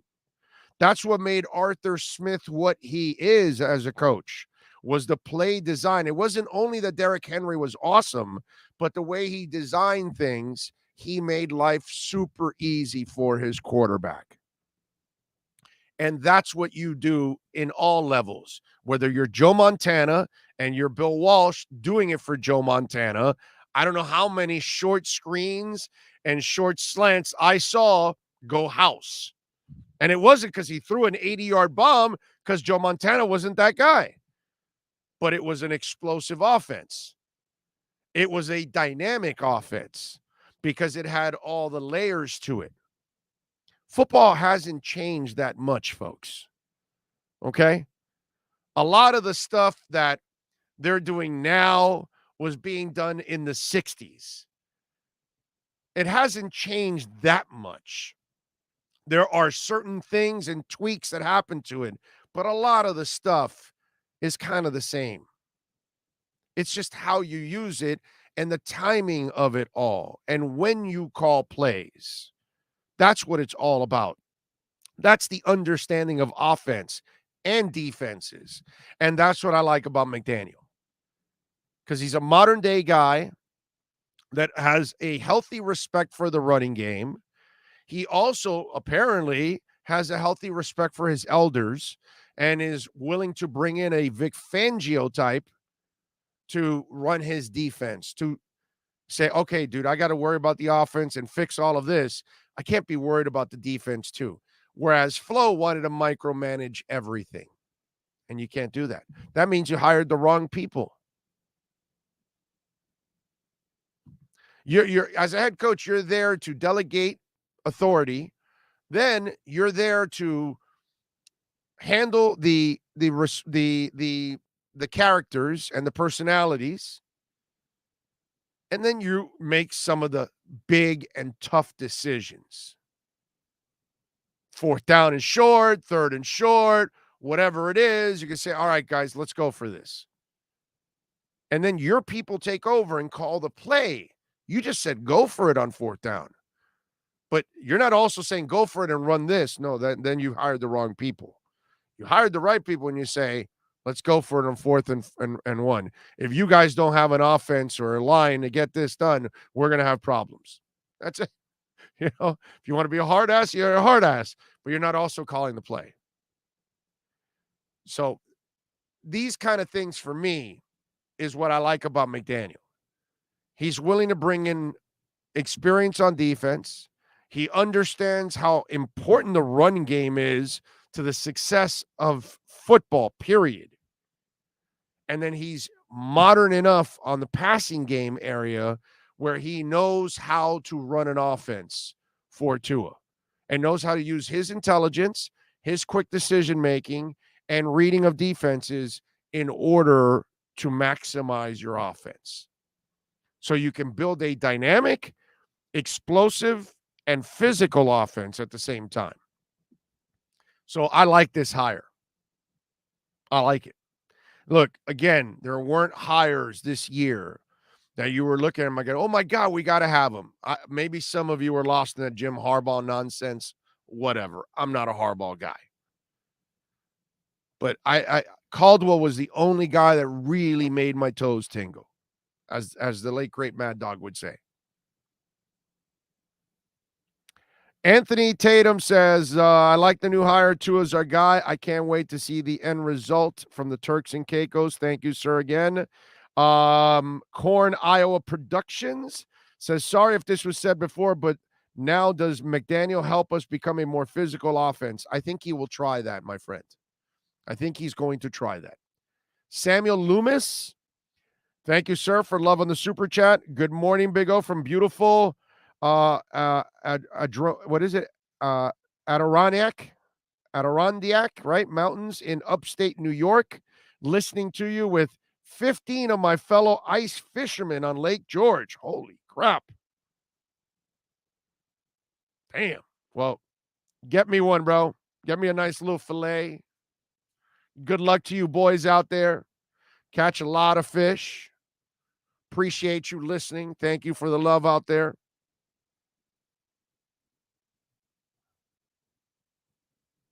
Okay. Adirondack? Is that how it's pronounced? Adirondack Mountains? Is that how it is? Anyway, you threw me off a little bit with that. Dougie Fresh says, McDaniel's a run dude, but every QB he has worked with has had an exceptional year or their best year as a pro. In a 2018 interview with SI, he said running designs add exponentially to QB success. Of course it does. You always want to have a punishing line and you want to have a punishing running game, and your quarterback is going to live a beautiful life. Just watch every run game that's ever existed. It just makes life so much easier for the passing game. That's always been like that, man. You think that Greasy didn't enjoy having Zonka kicking Morris back there? And what's it called? Bradshaw had what is it? Rocky Blyer, damn it now, Franco Harris, and God, he had one more guy that was it Snell? No, not Snell. Was it who's the other guy now? And I'm brain farting now. But even had another guy in there that kind of helped out. Roger Craig helped out in the running game.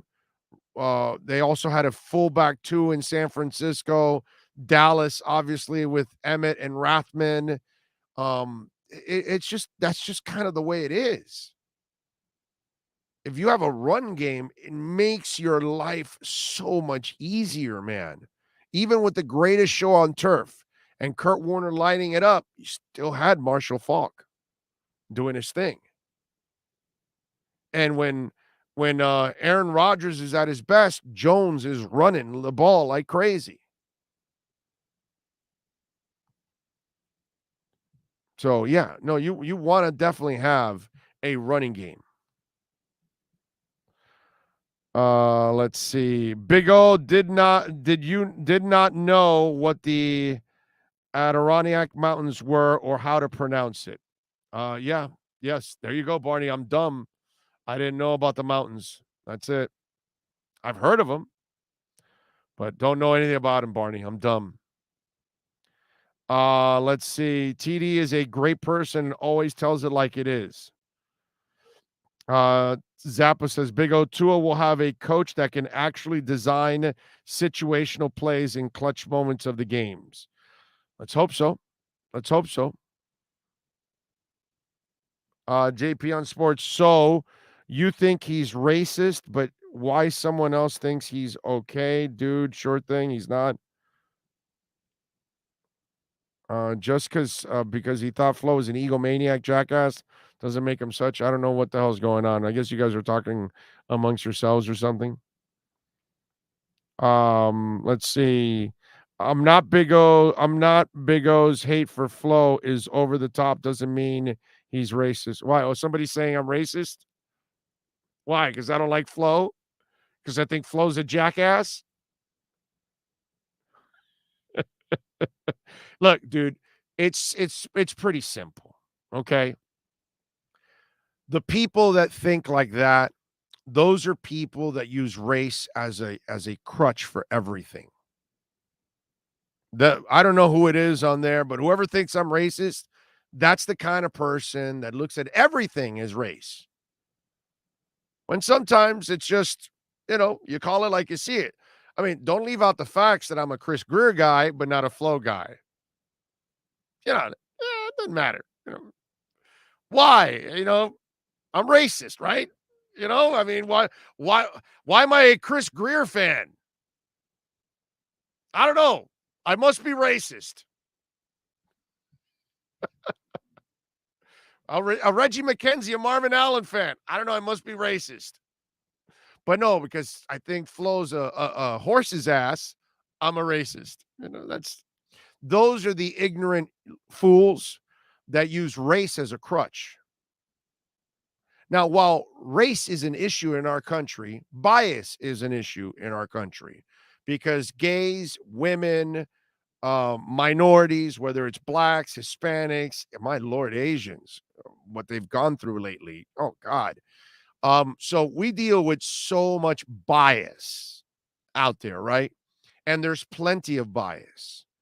But let me tell you how you shouldn't live your life. Don't live your life thinking on everything is bias because you will then get swallowed up by that. And then you will live your life in that bitter way, which you can't because you got to find a way to overcome things. So sometimes it's adversity, sometimes it's bias, but you can't live your life blaming everybody else for other people's shortcomings. So people like that are usually typically the people that that's their escape clause for everything when everything is not bias. Right? But he or she is closed-minded and doesn't pay attention that O's a big Chris Greer guy and he happens to be black just like the coach, but he chooses one side, not the other. What's racist about that? In fact, there's nothing racist about it. But in that guy's eyes, since he's just listening to me talk about Flo, he just thinks racist. Why?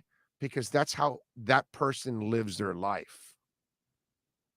Unfortunately, they've probably haven't been able to maybe even accomplish their max in life because they've been railroading themselves with, everything is bias, and everything is not, because not all of us are biased. Not all employers, not all employees, not all human beings, not everyone is biased. Some of us care for each other, and we really don't care what you look like, what religion you are, what sexual orientation you are. You know what I mean? But those kind of people will close themselves off to this. And that's the life, man. What are you going to do?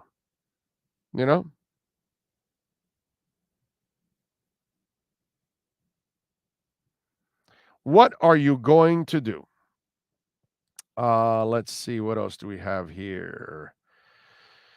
William Bailey, thank you, sir. He says love this show. Glad you're kicking ass. Thank you, William Bailey. We're kicking ass. Thanks to you, sir, and all of you out there for always helping us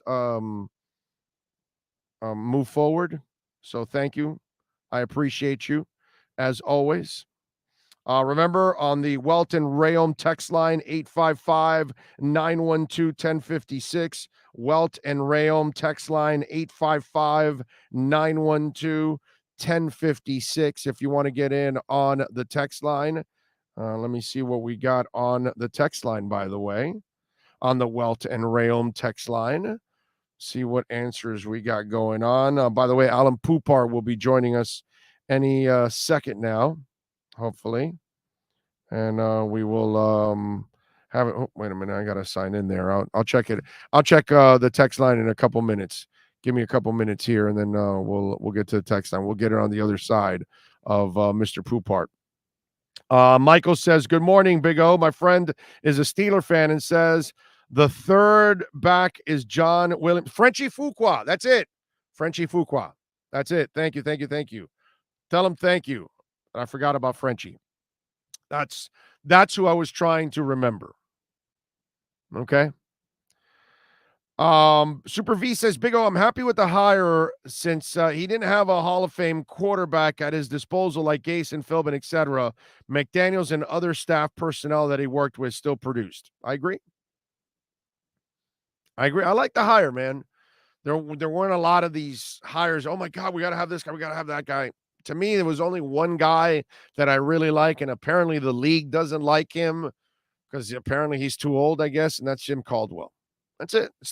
That's the only hire that really got me like, okay, I'd be really excited about Caldwell because he's proven it all, dude. That's what I like about Caldwell. Pat in Asheville says, boy, it's going to be really interesting, and thank you for the love in the super chat, Pat. When they have the McDaniel press conference, usually the owner and GMs are there. Do you think Ross skips it? Yes, I do, actually. Either that or Ross has a statement and then gives it to the guys and then moves on and says, hey, we have a lawsuit and we can't answer anything, which really they can't. They have a lawsuit. So they have the best out possible from the media with a lawsuit in place. So they're going to have that out for a while. In fact, why don't we do this? Why don't we ask the guy that's got to cover the team, the new coach, the lawsuit, the kind of questions he would want to ask, and he'll never get to ask. And that's Alan Poupart, baby. And, of course, our Sports Grill, Miami Dolphins Insider Report. That's next. Let's get ready to talk Dolphins football. It's the Sports Grill Miami Dolphins Report with Sports Illustrated's Alan Poupart. With locations throughout South Florida, Sports Grill is the home of the special grilled wings. Check out our sponsored locations in Miami on Bird Road and 114th and in Miami Lakes in the Royal Oaks Plaza. Here's Miami Dolphins insider Alan Poupart. Mr. Poupart, how are you doing, sir? What up? How you feeling, man? I'm good. Good. Yourself? Very good. Very good. So your thoughts on the hire of Mike McDaniel? Ask me in 2 years. No, I mean, but like for now. Let's be honest. What do you like, what you don't like about it, for now at least? Okay. And you're right. You're right. No, We've been excited about a ton of them, and they don't work out. JJ, we thought JJ was actually going to give us multiple titles, by the way. Okay. And then Saban and Parcell, none of us know jack shit about this. Okay. None of us really know. But I actually will say this. This is the least sexiest hire ever, the least amount of enthusiasm I've sensed from fans ever. This means this will be the best hire out of all of them. That I'm not so sure though. There's less enthusiasm about this one than Joe Philbin, because that one was like, oof.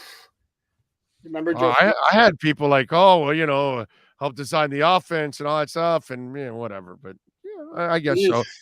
After we got to know Philbin, I kind of got. No, even at the time, like, whoa. I hated the hire from day one. So no, I did too. Absolutely. Okay. I like it in a lot of different ways. I like the fact that you're getting an offensive coach when it's very clear that it's that side of the ball that really, really needs help. I like the fact that he's super smart, and that doesn't even seem to be a question. That's what everybody says. His players love him. That's also a positive.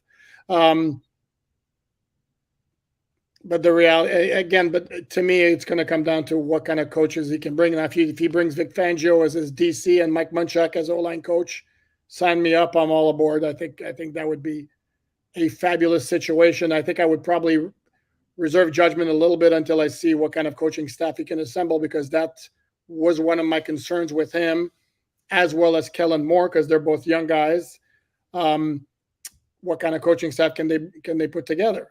Now, we've heard the reports of, and it's interesting because there are conflicting reports now that one of them, that by the national people, that they wanted the new coach to keep most of the defensive coaches intact, which to me doesn't really thrill me, because I've maintained all along, and I'm going to keep maintaining, that it was Brian Flores' defense.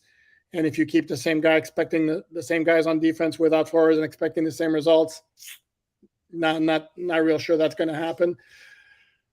And then there are conflicting reports that he's going to go after Vic Fangio. And if that's the case, like I said, I think that would get me really excited.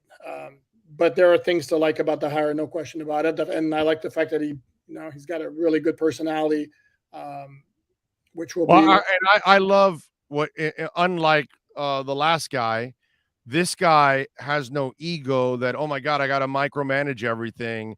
Let me bring in a Fangio. And, it's kind of like Sean did with Wade Phillips. Like, okay, now I don't have to worry about that third of the team. Mm-hmm. That's it. That's just all in great hands, and I'm done, and I can go do my thing on offense. I love that. I love the fact that he doesn't have the ego getting in his way already from the get-go. Correct. And I mean, excuse me, as far as we know, he's never been a head coach before. Now is the time where maybe he develops an ego. Hopefully he doesn't, but well, he's got to have an ego. But you understand what I'm saying, and you. No, I know what you're saying, but let's not kid ourselves. You don't get to where he's at if you don't have some kind of an ego. You got to have some kind of an ego. It can't be, even though it might be a quiet. Tony Dungy has an ego. He may not show it to you, but he obviously has an ego. You know what I'm saying? Everybody's got to have some kind of an ego, because there has to be a level of confidence to carry you as far as you're going. Ego is part of it. But there's different levels, and I'll tell you something that may seem very, very stupid to a lot of people, and maybe it is, but to me, it speaks a lot of the guy. Is if you've seen that clip of all his press conference sound bites, and the first one where he's talking about, like, I don't remember the exact words, but telling the reporters, like, is this the time we're going to be physically intimidated by my stature and all that? And the guy's like, oh, yeah. 145. And the fact that he can make fun of himself, to me, right away, that's a big point with me. Yeah, man, of course. Yeah. No, you actually get to cover a human being now, not a freaking robot. Yeah, now you get to cover actually a real human being, or somebody who feels the need to make it clear that he's in charge at every single solitary moment. Right. Yeah. No, exactly. No, but I think you'll have some fun with that at least. I just look, man. I don't think there was, outside of Caldwell, for me personally, there wasn't a hire that I was, oh my God, what a great hire. This is a home run. There wasn't really that guy anyway. So who the hell knows, man? And maybe, and if he's willing to, maybe the front office can help him build that staff too. And I think that's also big because there's a lot of experience in that front office. There's guys there that can help him maybe find a couple of assistant coaches that possibly can build things up. The one that I'm really intrigued with is, or two, are who's his offensive line coach, and will he have an offensive coordinator calling plays, or will he call plays? That's what I'm kind of intrigued to find out. You? Yeah, and I mentioned all along, to me, the biggest addition the Dolphins can make in the offseason, maybe above and beyond any player, is a great offensive line coach. And, you know, the one that's standing out there is Mike Munchak. To me, he's like, screams to me like in neon lights, come and get me, come and get me, come and get me. I mean, that they have to address that and get some experienced guys who have done it before in the NFL. And it's, you know, it's one thing, especially when you have a first-time head coach, he needs guys to get in his ear, and, you know, they've been there before. They've been in certain situations. And there are certain coaches on the defensive staff that are fine. I just don't like the idea of keeping everybody on the staff and expecting it to just, you know, smooth transition and we would just pick up right where we left off last year. I don't think that's going to happen in the least. I hope not, man. So the good thing is we'll see if this whole, you know, combination works. By the way, are we getting a presser today? Because I thought we would have a presser today, because they want to get it out of the way of the Super Bowl already. Isn't media day tomorrow? I believe it's tonight. I think that they've changed tonight? the media day. I believe that's what they've done in the past couple of years. Okay, so and I'm not sure as far as the presser yet. We haven't been. So then they may end up waiting till next week after the Super Bowl. If they don't do it by today, I don't think they do it any deeper into the week because of Super Bowl week. They may end up waiting till next week, and maybe they wait till he hires his coaches and things like that, so he has more things to talk about and keep you guys away from Greer and Ross answering questions really that now they have the ultimate out. Well, there's a lawsuit. We can't comment. So they've got the ultimate bailout on you guys now. No, correct. Yeah, and it may be that when the press conference does happen, that they'll preface it by saying, right, preemptively, listen, guys, it's ongoing litigation. We can't discuss any of it. Right. Keep your questions to Mike about the coaching situation. Yeah. Although you guys somebody's going to ask Mike, well, you took the job, but did the concerns of the lawsuit have anything, you know, dangling there that you shouldn't have taken the job? And he's going to go, well, I'm biracial, so I don't think there's a problem here in that case. Although that part of the Dolphins, they cannot be in that lawsuit. The race part of it, that doesn't fly with the Dolphins, dude. They're pretty diverse overall. No, and Flores never alleged that either. He's just talking about, and in his comments when he went on the national television rounds last week, he basically was suggesting the Dolphins conducted a smear campaign once they fired him by leaking out like certain incidents to make him look bad and make him look like this guy that nobody could work with. When he was that guy, by the way. You said it, not me. No, I've been saying it for a couple of months. I didn't just start saying it now. I've been saying for months he's been running roughshod through that building. That's nothing new for me. No, it's not, and it's not exactly a major secret either. And again, you can always go back to look at the guys he hired and look at the turnover on the coaching staff. I mean, that's kind of tells you something. Yeah, no, I'm with you there. So thumbs this way for the high, not down or up. How's the thumb? Sideways or up or down? We're certainly not going to do a Cam Cameron. How about we go like this, like at an angle? Can you see it at an angle? I like it. I like that. I'll take that. That's not bad. I think that's kind of accurate, actually. No, and that's go because we can't just go like this. Like, oh yeah, it was a great hire, but I'm not doing this either. No, I'm not. Here's the thing, though, is and again, I hate to be that guy, but I try to be balanced on both sides. And I know everybody's like he's this running game guru and genius, and his schemes and his concept are all that amazing. Here's the thing, though, is I look at the numbers and the stats. You look at the last 5 years of the San Francisco running game. It's not that great. Where you might click, well, that guy's like he's going to come in and automatically the Dolphin running game is going to be awesome all of a sudden. Right. So this is why I kind of like, okay, let's wait a little bit. No, I'm with you there. The one thing I will give him is that the running game has been pretty good with decent backs. They don't have any. They really don't have great backs at all. So you wonder, and maybe that's their philosophy too, that they have not during that time. They haven't really put out there like a nasty back, right? It's always been guys that are part of a committee, right? That's kind of the way it looks like. Yeah. So go ahead. I was going to say the great stat is in his 5 years as in charge of the running game, regardless of title, they've had 5 different rushing leaders. Right. Jeff Wilson, Elijah Mitchell, Raheem Mostert, Carlos Hyde, and the Deebo Samuel thing is kind of like intriguing because he's that wide receiver that's really a running back at heart, kind of very and somebody brought it up over the weekend, Cordarrelle Patterson, who is a free agent, by the way, very intriguing type talent that kind of fits what McDaniel was doing with Deebo Samuels. Now, he is not half the receiver that Deebo is. Correct. He's not the route runner that Deebo is. That's always been the problem with Cordarrelle Patterson and why he's never become a really good receiver.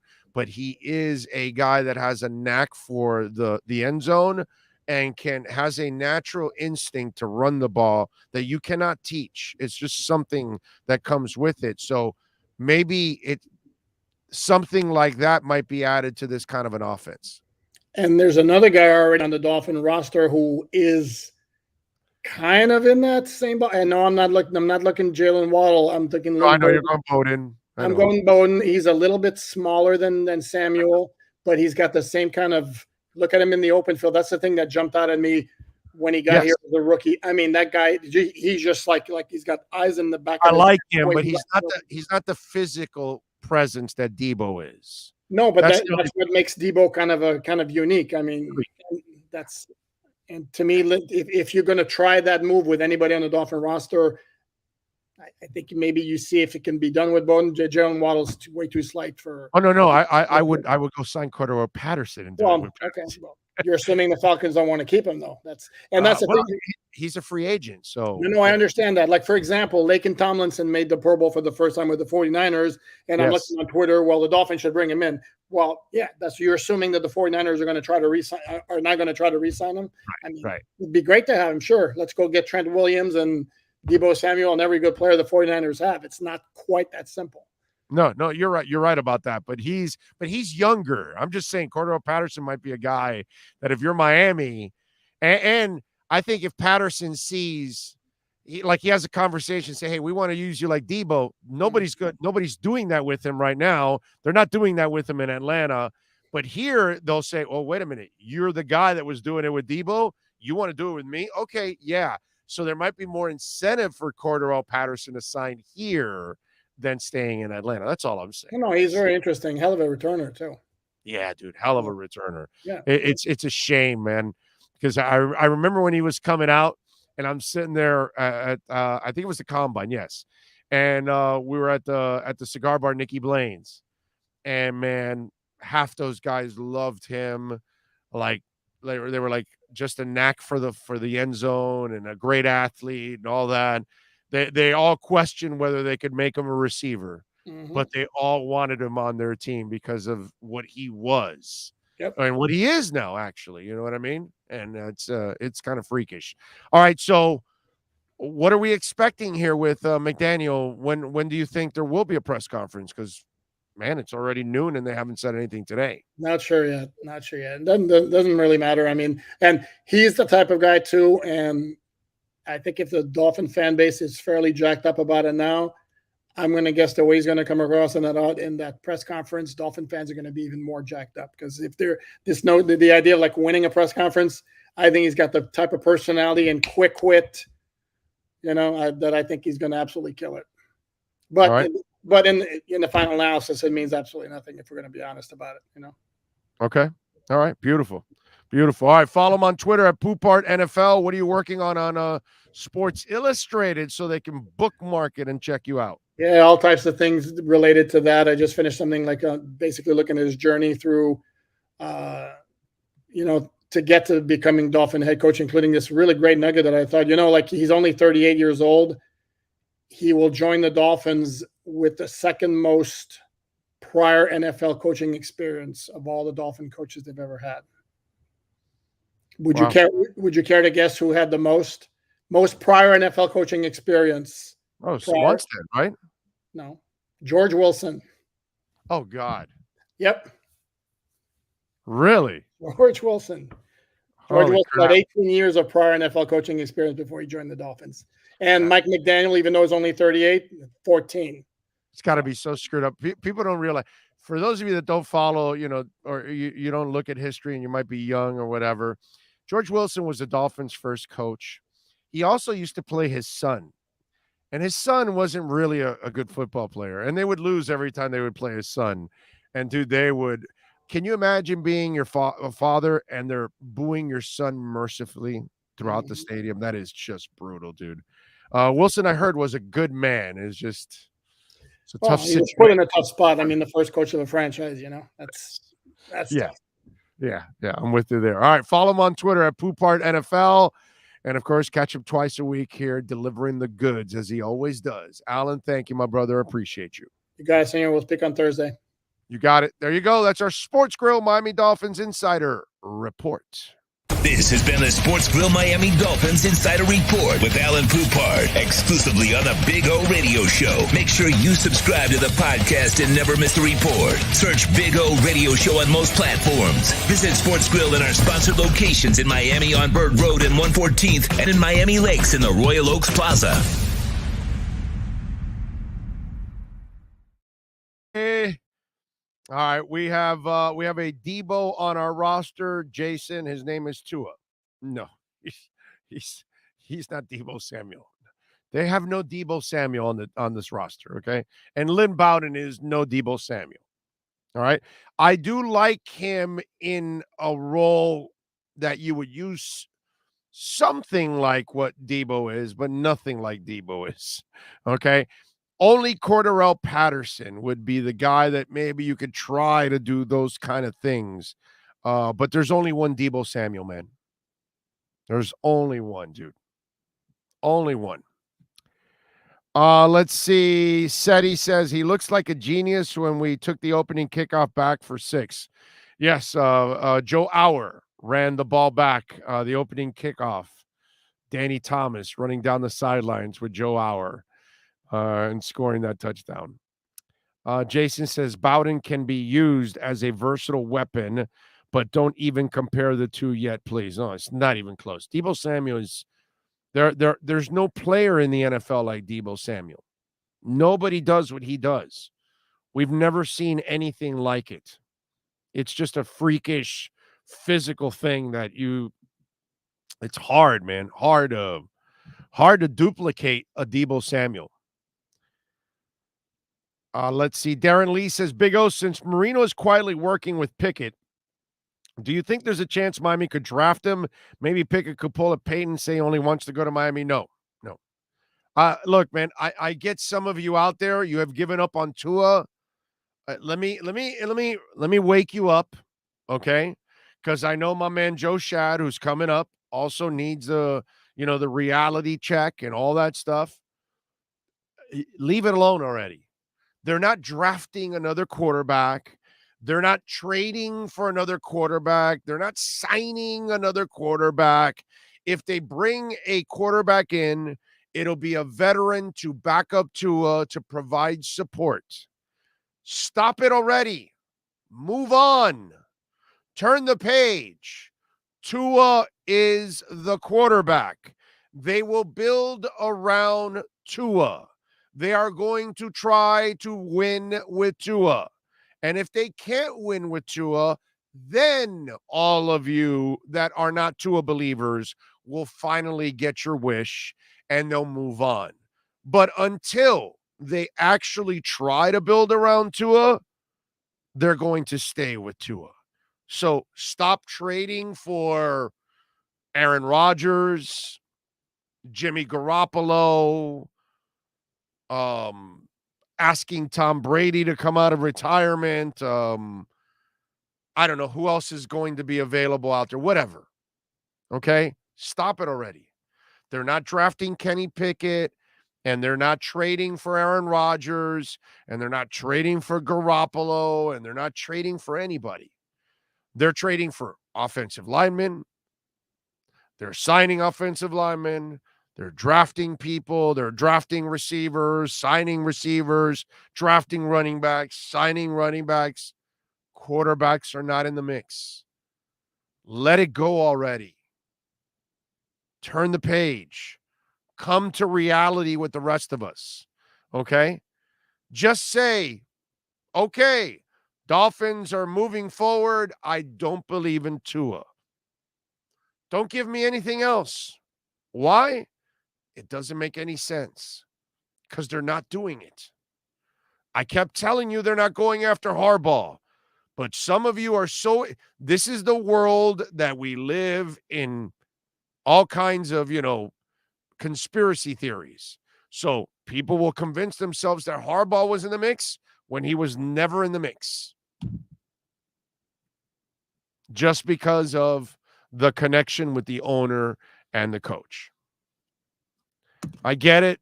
Some of you out there, you build your own narratives. Whatever it is, you just kind of got to convince yourselves that this is the narrative. No. Even though the facts don't back it up, but we're going to do it anyway. Sloman's, by the way, home security, proud sponsor of our show. We love the folks at Sloman's. We'll be there next week in Long Island doing our show next Thursday and Friday, the 17th and the 18th, I believe, right?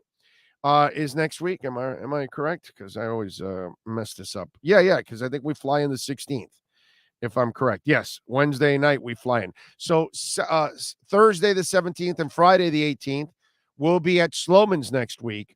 And by the way, those of you out there, you can get a free doorbell camera. The first 40 Big O listeners right now, 1-800-ALARM-ME. You can get a free doorbell camera.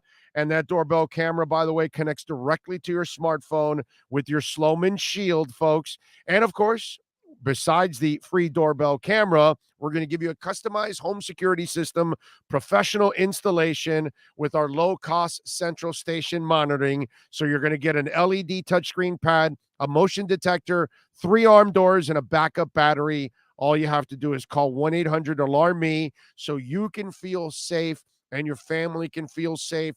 The doorbell camera allows you to stay in contact with everything. You can have cameras inside the house, outside the house. We do the same thing. We've got cameras outside the house. I've got a camera inside the house. Normally, I wouldn't put a camera inside the house, but because of my doggies, well, we got to keep up with the doggies, man. I got to make sure my doggies are fine. They're like our kids, man. So when we're away from our kids, we're constantly worried about our kids. I don't know if so. Those of you that have dogs, you know what I'm talking about. And Sloman's is great to protect your business, to protect your family, and to protect your pets, folks. Okay, so call them 1-800-ALARM-ME, and the first 40 Big O listeners will get the free doorbell camera. 1-800-ALARM-ME. Sloman's home security, baby. I love it. The Sloman Shield. All right. So we've got McDaniel getting hired. Heat on Saturday night defeated the Hornets 104-86. Kicked their ass. Look at that hat. That's a sharp hat. What's up with that, Sean? Damn. The Big O show. You got a hat for me, right? You got a hat for me, right? Did you guys make a hat for me there? Look at that. The merch is coming. It looks sharp and red, dude. Really sharp and red. You bastard. Damn, that's nice. South Florida Don says merch. Boss B says, I want one. I'll buy it to a tank top for TD. I want that hat, Alexa V says. See, that's what I'm saying. We are working on the merch department. We got to get that. Big O, the hat should be in teal and orange. We will make a Big O show hat and shirts in Marlins colors, in Dolphins colors, in Panther colors, in Heat colors, and Inter Miami colors, and Dolphin colors, all that kind of stuff. So yes. Yes. The hat does look Dougie fresh. It does. It does look very fresh. Let's see. I want a hat and shirt, John Santos says. He says, can I purchase a Big O merch with Doge? No. No Doge. Okay. Shib. You can pay with Shib, not Doge. That's what we'll do. Big O driver covers. What are driver covers? What are we talking about? I'm sorry. You got me on that one. It's like the Adirondacks mountains. You got me on that one. Barney says, I still love you even though you hurt me. Oh, well, Barney, I'm not big on spewing misinformation, my brother. So it pisses me off when you're spewing misinformation. When I know that you don't follow it, don't talk about it, bro. Don't talk about it. If you can have a conversation with me about crypto that I know you know what you're talking about, then go ahead and give advice. But advice that comes out of your ass, that's not, I'm not a fan of that.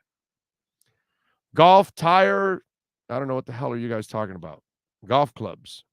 Oh, like the covers? I never even thought of that. Club heads. Okay. We were thinking of shirts and hats and even a mask to come up with that, and bracelets and the regular stuff. I never thought of golf heads. That's pretty awesome, but I don't even know if we'll even sell. Like, you'll buy it, but then who else is gonna buy it? You know what I'm saying? That's not easy. But anyway, it'll be fun. We'll get that. Big O, when are the introductory press conferences? I don't know. I thought it would be today. I thought they would hire the guy by last night, which they did, and then they would do the press conference today, get it out of the way for the Super Bowl, and not take any headlines away from the Super Bowl week. That's what I thought for sure was going to happen. But now, you know what? I didn't even know that Media Day was today. Normally, Media Days are Tuesdays. So, according to Poupart, Media Day is now, today. So, I don't know. Maybe they hold off till next week and they wait till the Super Bowl is done to do the announcement. Gives McDaniel time to hire some other coaches, kind of finalize his roster. Maybe that's what they're going to do. Also, remember, Greer and Ross don't want to answer any questions on the Flores thing because there's a lawsuit. Is a mess. So that part, I don't know. They're probably trying to, navigate through all that kind of stuff is probably what's going on. Big O panties. Okay. That way, when she puts them on, she gets the big, ow! Big O, you said you are a Chris fan for how long until you change your mind like you did with Flo? Well, George, see, I'm a smart man. George, apparently you're the guy that when you get information and things are going awry, you're probably going to stay in the same place. You married the woman, she's cheating on you, she's stealing all your money. You have new information, all this, but you're probably going to stay married to her. You probably got into business with your friend and he's, stealing money from you and a really bad business partner, but you're going to stay in the business with him. So, smart people, George, I just want you to know, smart people reassess situations. Okay? Your opinion doesn't have to be the same opinion. You might have liked the president you voted for at the beginning. 4 years later, do you have the same opinion always? Not really. You see what I'm saying, George? But just so you'll know, smart people reassess everything. Once they get new information, They find out, they figure out, they say, yeah, no, this is wrong. We've got to make a change. Samuel Loomis says, Adirondacks, that's the pronunciation. LOL, put that big O logo in Dolphin colors on a fold-out chair. Could use it during the summer. Ooh, a fold-out chair. Sean, you taking down all these ideas? How about that? We should have a Joe Schad shirt. That's what we got to create. The Joe Schad Insider shirt. That's coming too. We're going to sell those also. All right, speaking of Joe Schad, he's next.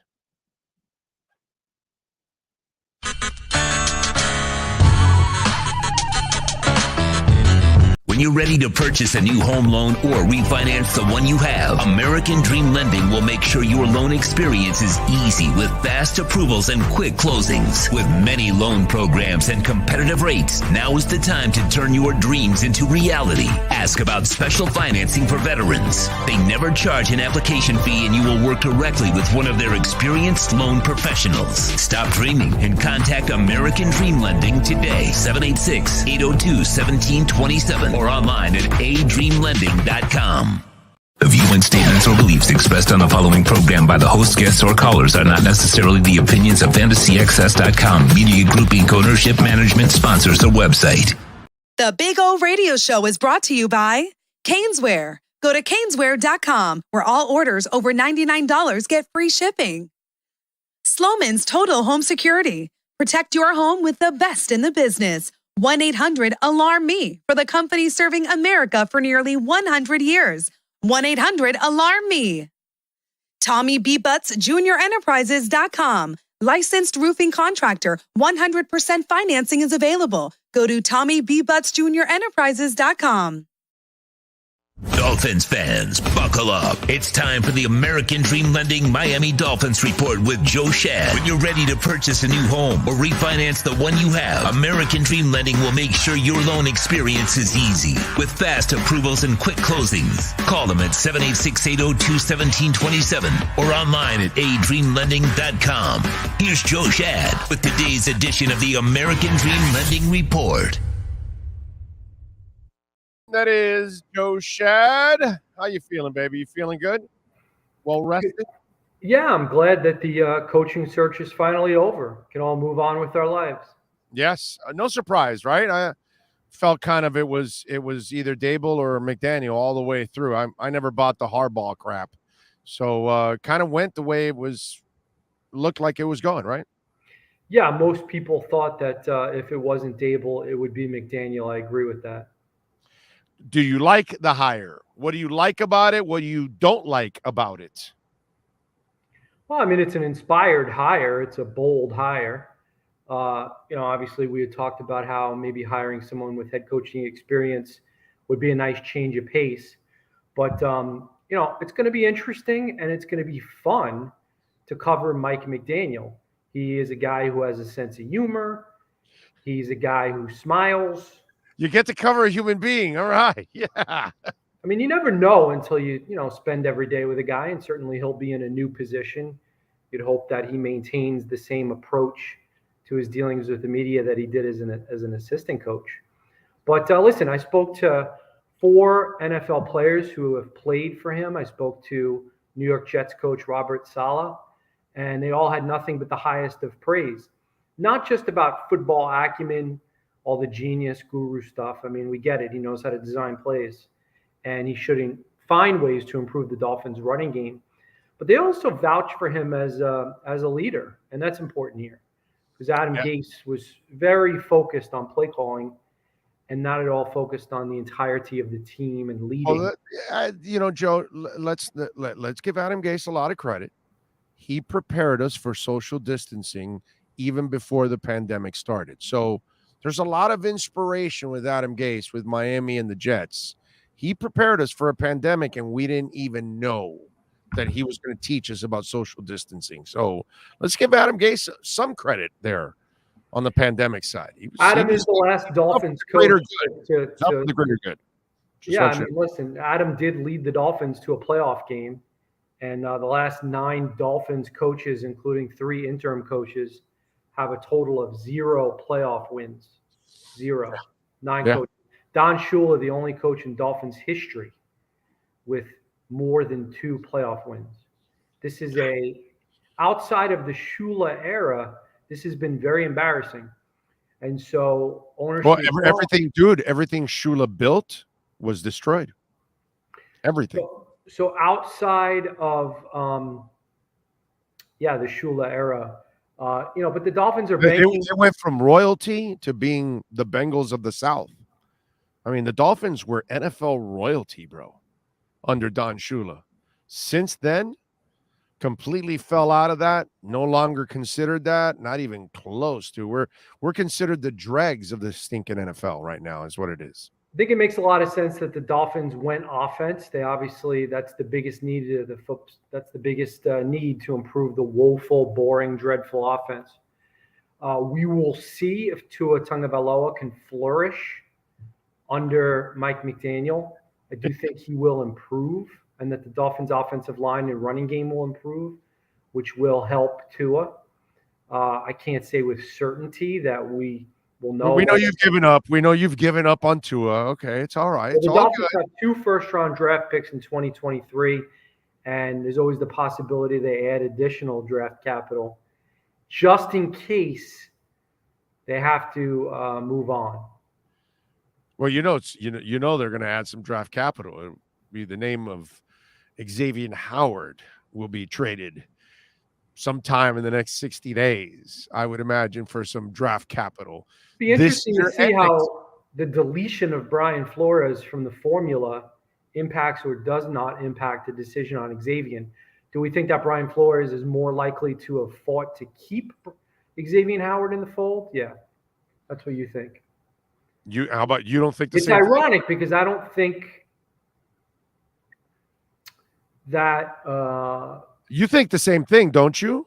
That he would have fought to get paid, right? Yeah, I mean, I think that Brian Flores respected Xavier Howard's talents very much. But I also wonder, how close were X and Flo? I hear they were fine, but maybe X is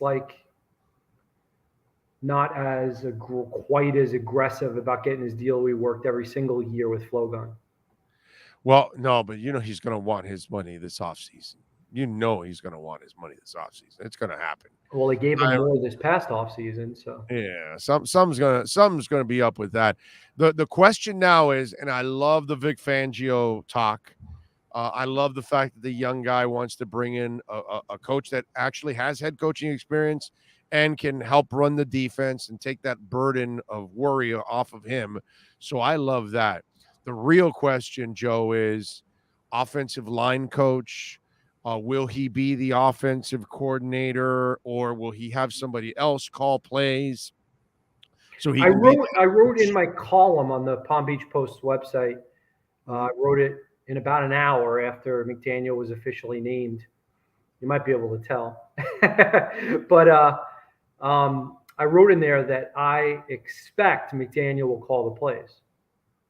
Okay, so the question is now, obviously, Munchak's a name that's been thrown around with the importance of the offensive line, with his focus on the running game, which that's actually, I think, a really good thing, because I think every quarterback that has a strong running game usually can play a pretty good game week in and week out if they can run the ball, man. Their lives become so much easier. So the fact that McDaniel loves and respects the run game, I think that'll create a great foundation so Tua can have some success. Yeah, and Mike Munchak is obviously a very well-known, well-respected offensive line coach, but I don't think he necessarily comes from this Shanahan system. No. Where the Dolphins are probably going to move towards that athletic offensive lineman, zone blocking, cut blocking, one cut rusher type of stuff, which has been very successful. McDaniel is considered an absolute expert, as good as it gets at designing running plays. So I think maybe you see someone who's from the Shanahan system, whether it's someone who's currently an offensive line coach or an assistant offensive line coach. And Fangio, I think, has been at play for a long time. It's just not, to my understanding, finalized. No, and I love the fact that he also has the head coaching experience, so Yeah. McDaniel can lean on him, and I Yeah, think that's the formula for those young perfect. guys. Yeah, but the guy we had here didn't want to have veterans around him, which just is just absolutely Well, baffling. Caldwell was, we wonder what would have happened if Caldwell had stuck around. God, Might have helped. is it Joe? Have you asked around? Is it just the age thing with Caldwell? Is that what it is? I have not asked, but if you just use some common sense and look, Ross likes to hire, and I'm okay with this in general. Ross likes to try to hire the up and comers, young people with lots of energy and ideas and new ideas. And in general, I'm okay with that concept. It's worked for him in his other businesses.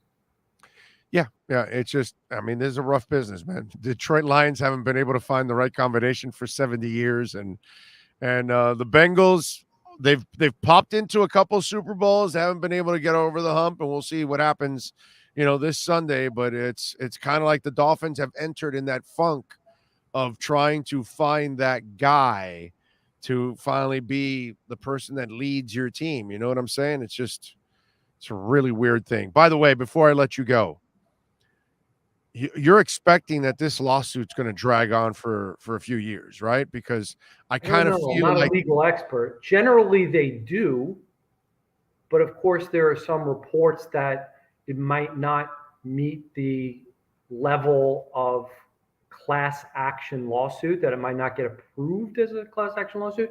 And there's also this notion that Flores might have waived some of his rights in terms of being forced into arbitration. So I don't know all the legal. Well, I did. Some lawyers did tell me that he pretty much on the race part, he's toast. Like he's going to have it's going to be near impossible for him to even come close to winning that part of the case. It depends what comes It's out. It's really all about pay for lose. That's really what the whole case is all about in their eyes. They felt like from what they've read in the whole thing, that on the race part, he's not going to have much to stand on in trying to prove it. So do you think he'd want damages for the allegation? I heard his lawyer say that not only will a check will not only be enough. So the check is part of it. They didn't leave that out. You know what I'm saying? I mean, listen, I don't know what happened. I don't know. Relative to Stephen Ross making a comment about us giving 100,000 for each loss. But, my common sense guess would be that it's very unlikely that was a serious offer. Knowing Ross, it was some ill-advised quip.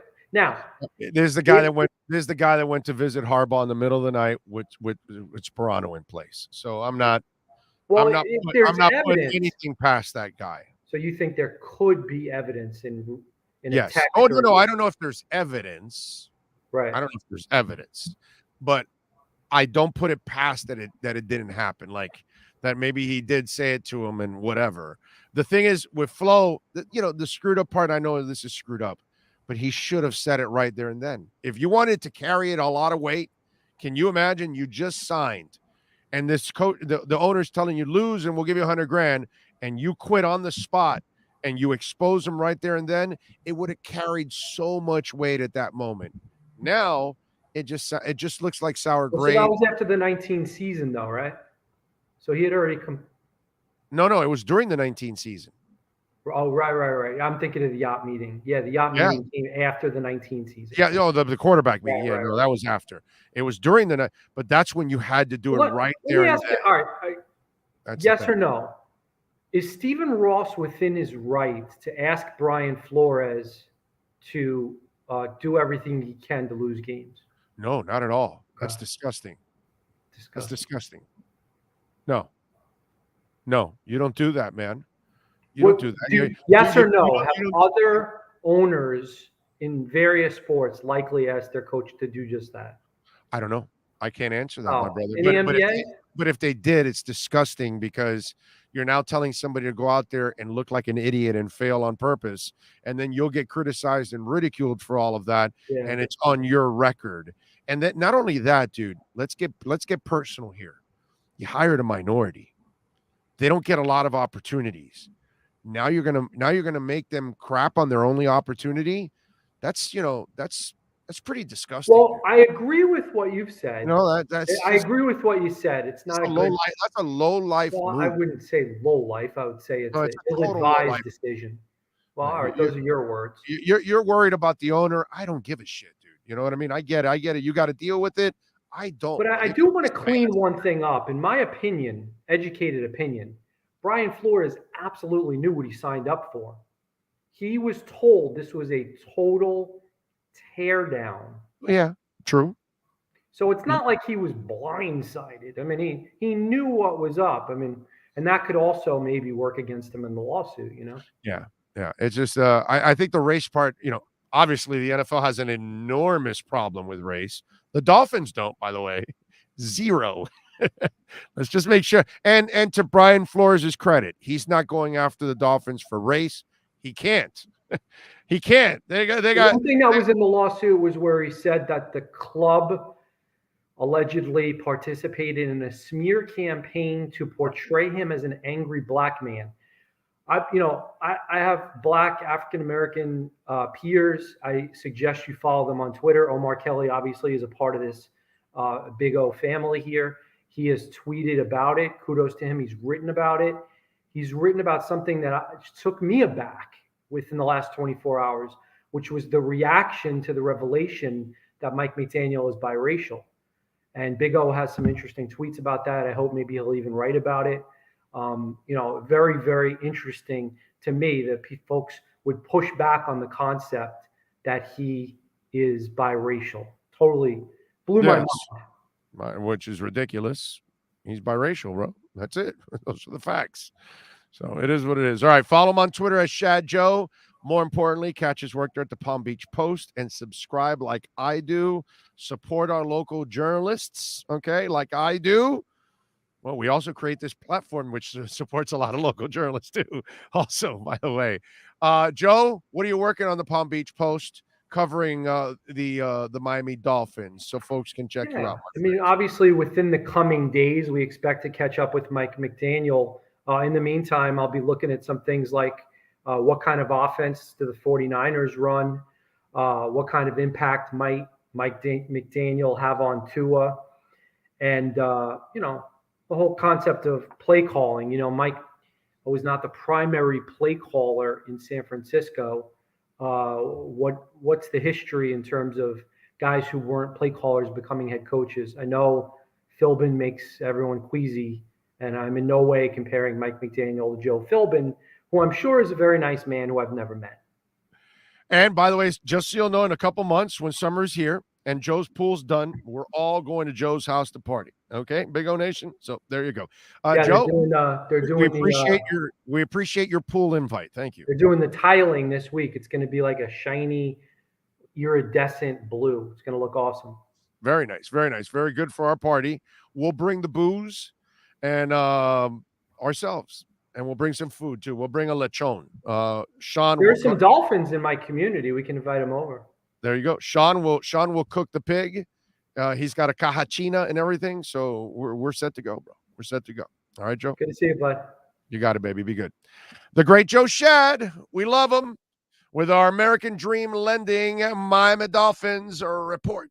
When you're ready to purchase a new home or refinance the one you have, American Dream Lending will make sure your loan experience is easy with fast approvals and quick closings. With many loan programs and competitive rates, now is the time to turn your dreams into reality. Ask about special financing for veterans. They never charge an application fee and you will work directly with one of their experienced loan professionals. Stop dreaming and contact American Dream Lending today, 786-802-1727 or online at adreamlending.com.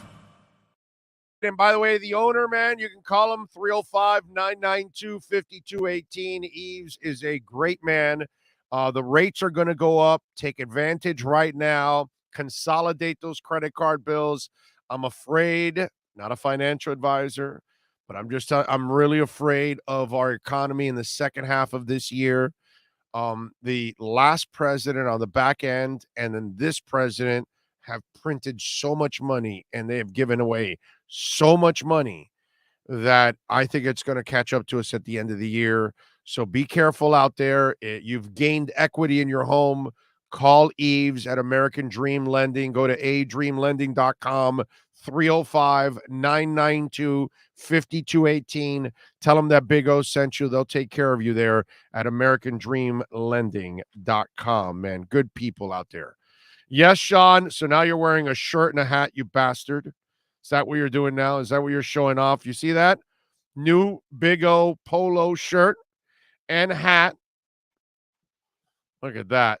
Looking stylish, bro. Looking stylish. People want the hats. You guys want the shirts too. Little polo shirts. All that good stuff. Yes, we are trying to put together the store so we can have all the stuff out there and you guys can order it. Sheba, baby. I'm with you. Sheba's up 30 or 40% or something stupid, right? 49% right now. Sheba's up. Okay, went down to 44. It's up at 34, man. Those of us that got back in there on the dip, you're loving it. You're loving it. Bitcoin's just under 44,000 at 43,991. I love it. I love it. Love how Bitcoin is chiming in. The Welton Rayom text line, 855-912-1056. Welt and Rayom text line, 855-912-1056. Big O, winter hat, need one up in New England. All right, we're going to work on all these kind of things, man. Rosendo says, I'm sorry, I've been listening on and off since I've been working. When is the McDaniel press conference, or did I miss it? Has not happened yet. I don't know if it's going to happen. They haven't announced anything today. I get the feeling, ladies and gentlemen, this is what I thought it was going to happen. They would hire him over the weekend. I was right. They would have a press conference today. I was wrong, because I thought that they would want to get it out of the way because of Super Bowl week. Now, we have the lawsuit still hot. So the cynical one in me, as you all know, I get the feeling that they're like, okay, we hired the coach. We still have the lawsuit. It's going to be there. Let's wait another week. Let's wait for the Super Bowl, all that to die down. Buys us another week. It gives Mike time to finish out his staff. Next week we'll have the press conference. Everybody will know who his staff is. He'll have his coordinator in place, offensive coordinator, if he's going to hire one, or if he's going to be one, or whatever it is. And instead of going to the press conference with no answers, you'll have all those answers. Why? They can't answer the other stuff. So they'll say, hey, listen, we're here to do the press conference and talk with Mike. We cannot address the lawsuit because the lawsuit's in the way and we can't comment. Boom. So there's a part of me that's saying maybe now they're going to wait till next week to not take away anything from the Super Bowl. It buys them another week of that whole Flores thing that died down a little bit more. I personally think the NFL is going to ride this thing out and going to let it go forever in the courts, where it just disappears and it just becomes fodder in the background. And then eventually either something settles or something happens, and then that's it. But I don't think that they'll leave it in the forefront early on. They'll just let it. They'll keep pushing it back and all kinds of stuff. That's just me. I think that's how they're going to do it. They'll just wear them down. Remember, Flo called his friends. Okay, and I don't know how good those lawyers are, but I know how good the NFL lawyers are. That's not a fair fight. It's like watching that woman who was caught up in the middle of that Ohio State mess, and she was getting beat by her husband, and Urban Meyer was protecting him. And, Ohio State has the lawyers and Meyer and that guy, and she was all by her lonesome. And it wasn't a fair fight. David Triana, thank you, my friend, for the love on the super chat. He says, Josh Moser of Channel 7 is saying that Mike McDaniel's press conference will be on Tuesday or Wednesday. They're still working it out. I don't know. I haven't heard anything. Has anybody else reported that? I don't know. I haven't heard anything from I didn't hear anything from Joe Schad or Alan Poupart. And those are two of the beat writers. So I'll go with those guys. They haven't said anything. Maybe it's true. Maybe it's Tuesday or Wednesday. I don't know. It's weird that they would allow or go with the press conference a little later in the week while you've got all this stuff going on with the Super Bowl. And usually the league doesn't like allowing you to take the shade from the Super Bowl. You know what I'm saying? So that's the part that for me is a little odd. Crow's about to hit 50 cents. It's up almost 9% right now. It's amazing. Polygon's up almost 14%. Polygon's about to hit $2. It's at $1.97. Man, it has gone skyrocket. Polygon yesterday was at $1.70 at 4:25 in the afternoon. Now it's at 196. Polygon has been throughout all of these corrections. Every time the correction's about to start to turn around, the first coin that is just exploding is Polygon. Those of you that purchased the dip and you're staking, you are loving it. Because while the market trades sideways, those of us that are staking, we're just making it, man. We're making 2, 3, 5, 7, 10, 12, 14% interest. Just crazy, man. The amount of deals that you can make out there right now and just keep building it. Like a couple days ago, I had like 28,000 SHIB come in. Interest. It's 28,000 SHIB.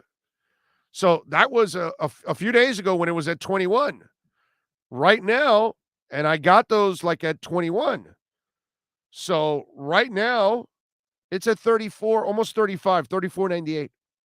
So all that I got in at 21 is already making more profit already at this point. That's why staking people don't understand, and you got to explain it. But while it goes sideways, people are concerned. Those of us staking and patiently waiting, we're just building up more and more and more. It's beautiful, man. It's beautiful. Sebastian Alvarez says, do you think that it's possible, although Debo is a one of a kind, some of his production came from the scheme? Hopefully we can get some of that magic with McDaniel. Well, Sebastian, it's part McDaniel or the offense and the line and Shanahan's scheme and everything, but it's also that Debo's pretty special. So you've got to find somebody freakish like Debo, and they're hard to find. They're almost impossible to find. It's like Debo said that, I can't patent my game against nobody because nobody plays like me. And he's right. He's 1,000% right.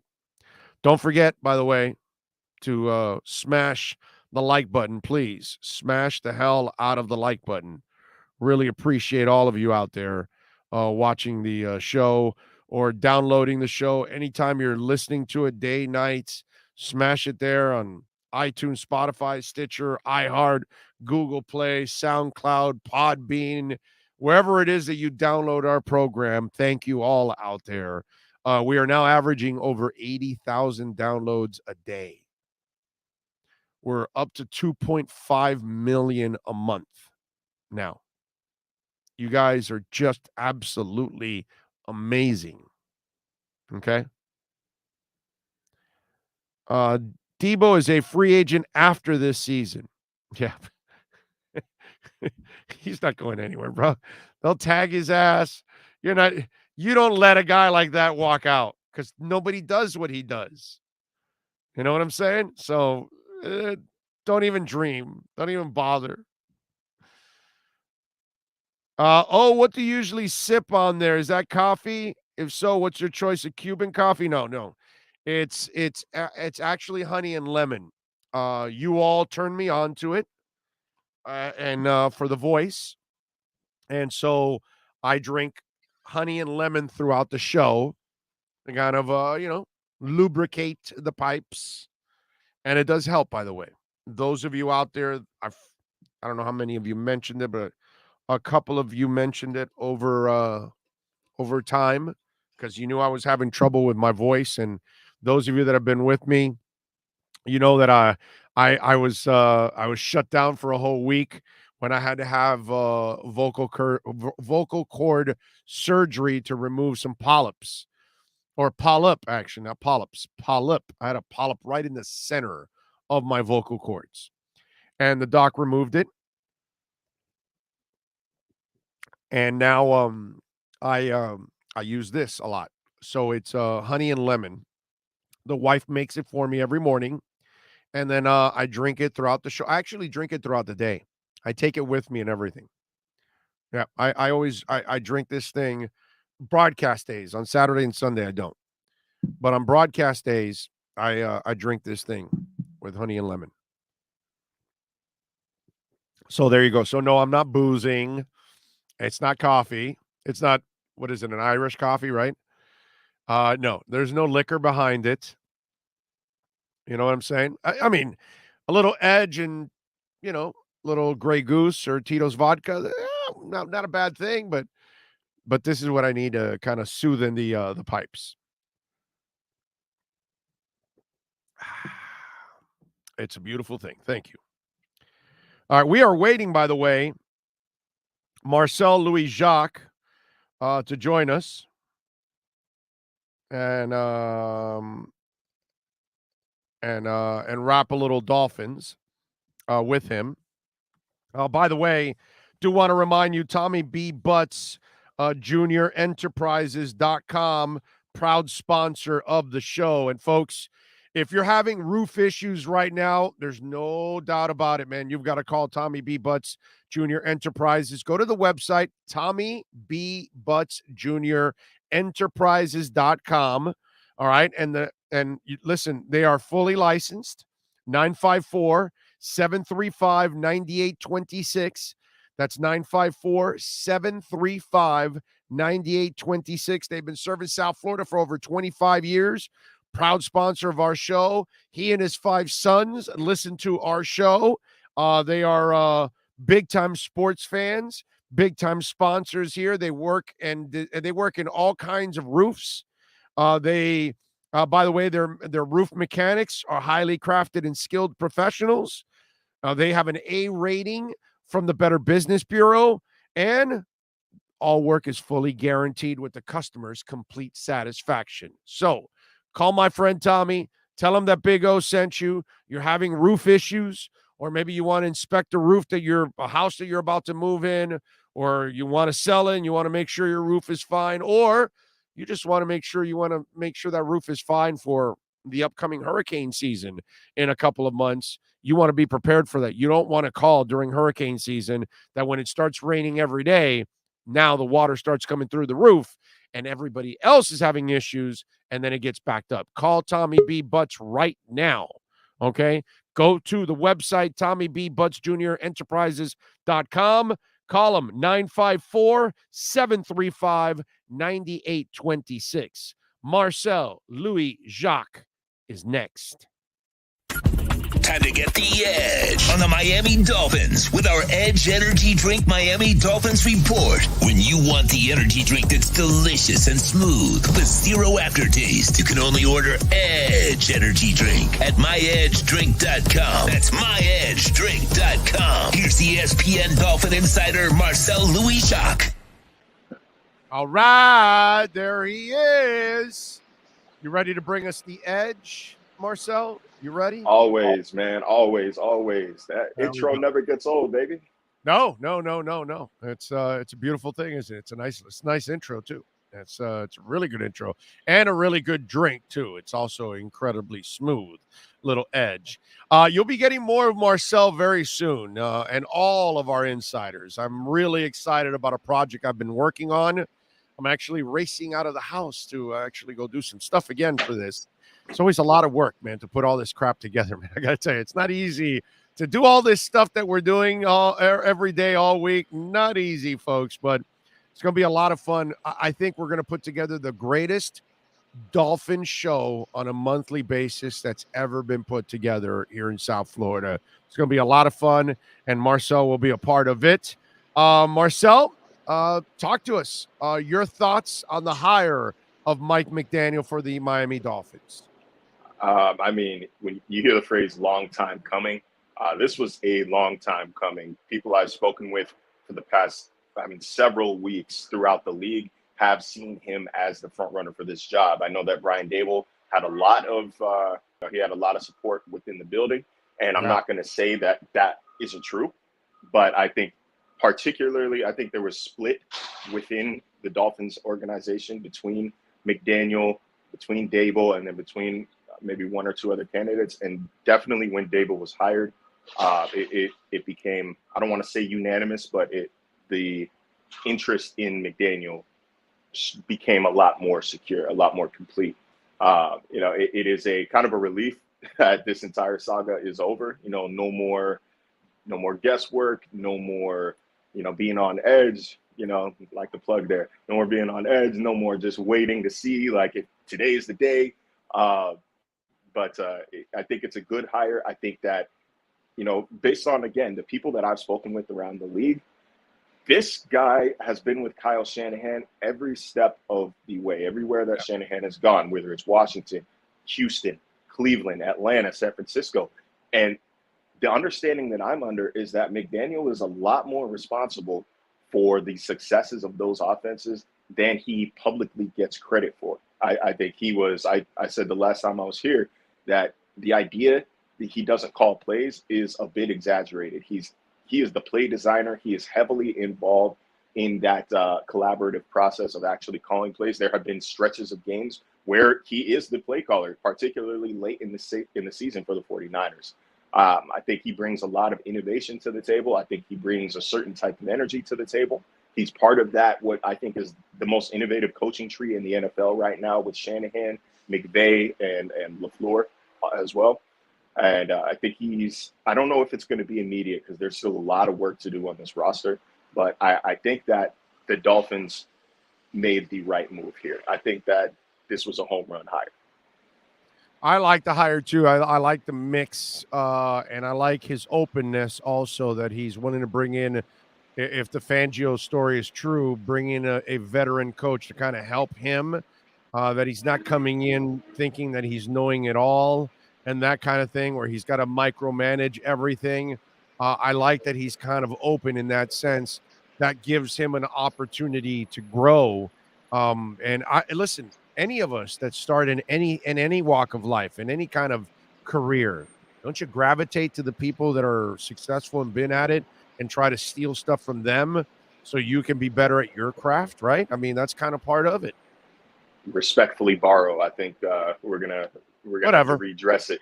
But yeah, no, basically you learn from the people who've been there before. And from my understanding, and this is something that I was told maybe a week or two ago, that Fangio, don't be surprised if Vic Fangio is in play for defensive coordinator. Don't be surprised if a guy like Wes Welker comes along, maybe coaches the wide receivers or takes an additional role in the offense. I don't know if I would say offensive coordinator yet, but I think that it's a high likelihood that he follows McDaniel down to South Florida. I think he's obviously a smart person. He's described by his players as genius caliber, and but something, like you said, something that smart people do. It's not just X's and O's, and it's not just book smarts.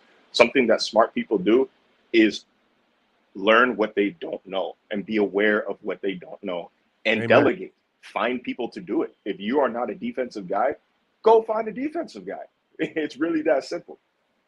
Right. If you're not an offensive guy, go find an offensive guy. You know what I'm saying? And there were issues here with those kind of things.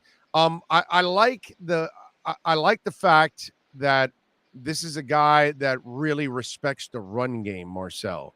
And in any offense, almost any quarterback that's been successful, and those that have won championships, usually they did that because they had more of a complete team. They had a defense and they had a line that could actually run block so they can do their thing with their arm. And I like that about this guy, that he has a healthy respect for the run game, look, a guy that was here for 7 years and Ryan Tannehill, I'm not much of a, I don't have a lot of respect for him as a QB.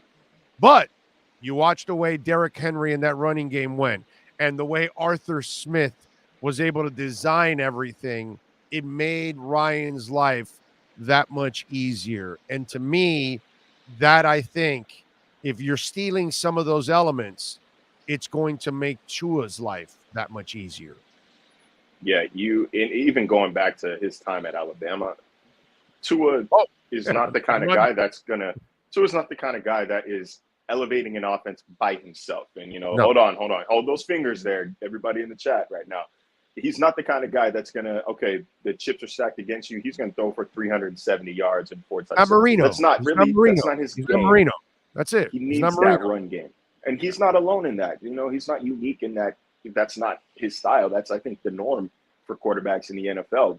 I think that hiring McDaniel is maybe the best possible move, best possible first step that Miami could have done to solve their run game issues. They're bottom tier running the football last season. We saw a little bit of signs of life out of Duke Johnson over the last 5 games, but overall, they just didn't have a run game to fall back on. And so the onus did fall on Tua. That 7-game win streak kind of masked a lot of their offensive issues throughout the season.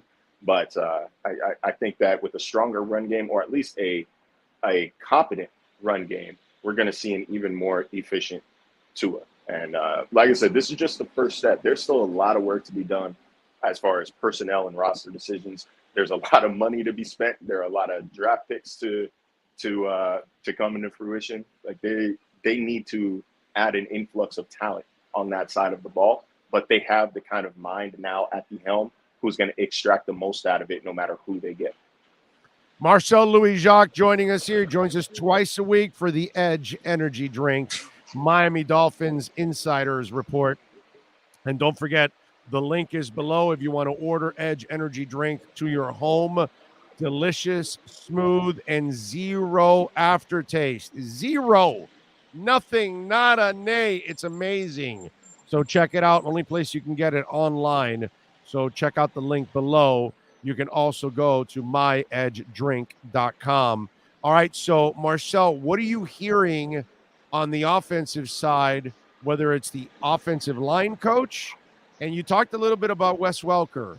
What are you hearing? Is he going to call plays also, or is he going to have somebody under him call plays and he'll help design everything throughout the week so he can kind of then run the show overall as a head coach?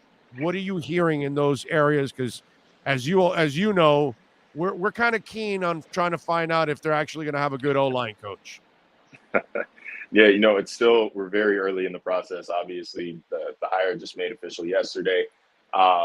It is still unclear whether or not he's going to be the play caller. I don't believe the expectation is for him to call plays. I think that it's something that we talked about delegation a lot. I think it's something that he will delegate ultimately, but I would fully expect him to be a part of the play design and play calling process. I know that Dolphins fans might have a little bit of PTSD talking about collaborative play calling after, the struggles of figuring out who it was last season.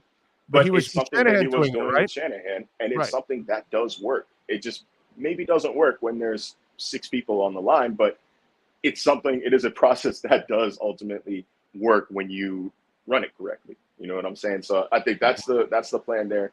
As far as the defensive side of the staff, or defensive side of the ball, that staff I think everybody's under consideration. I think Josh Boyer should be under consideration, deservedly so.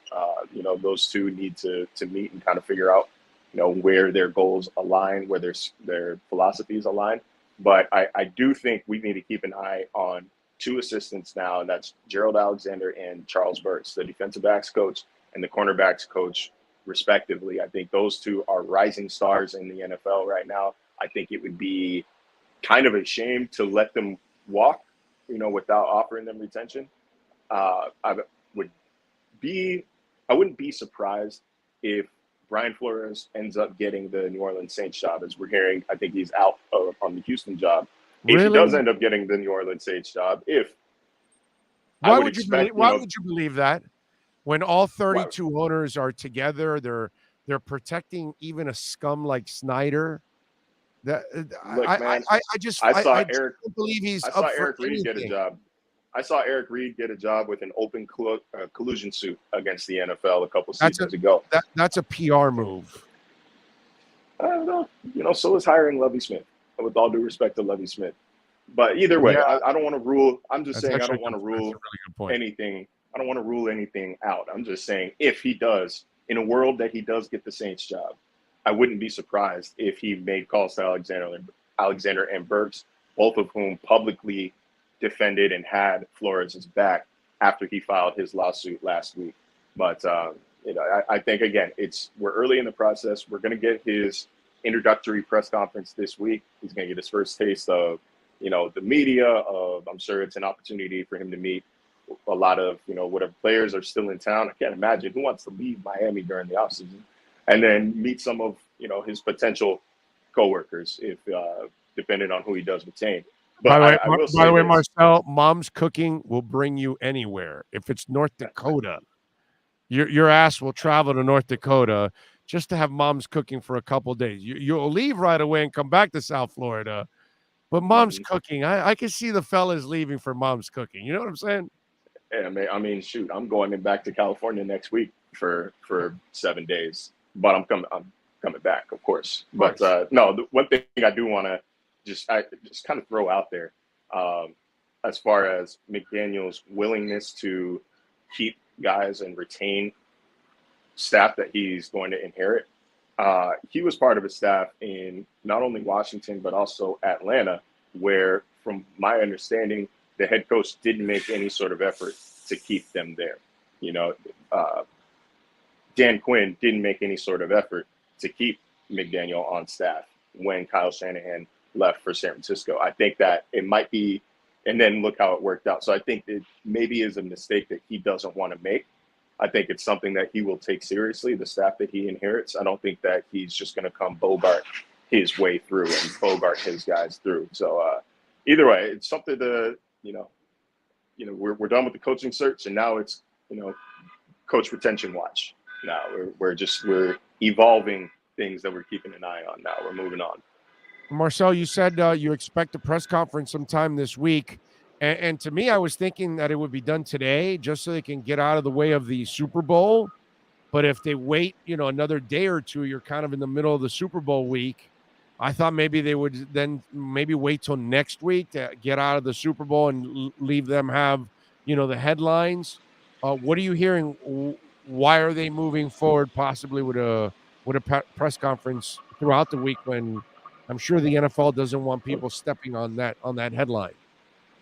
Probably no, but I think it's more about the city and the city of Miami and the Miami Dolphins fans. And let's face it, man, the Super Bowl is in Los Angeles right now, and the Dolphins are not involved. So if the Dolphins throw a press conference here, their target audience is going to pay attention no matter what day of the week it is, unless, of course, it was Super Bowl Sunday, which they would never do. But if you wait too long, then people start to ask questions like, why are you waiting too long? What are you hiding? What's gone wrong? Is there a hang up in the process? Did you change his mind?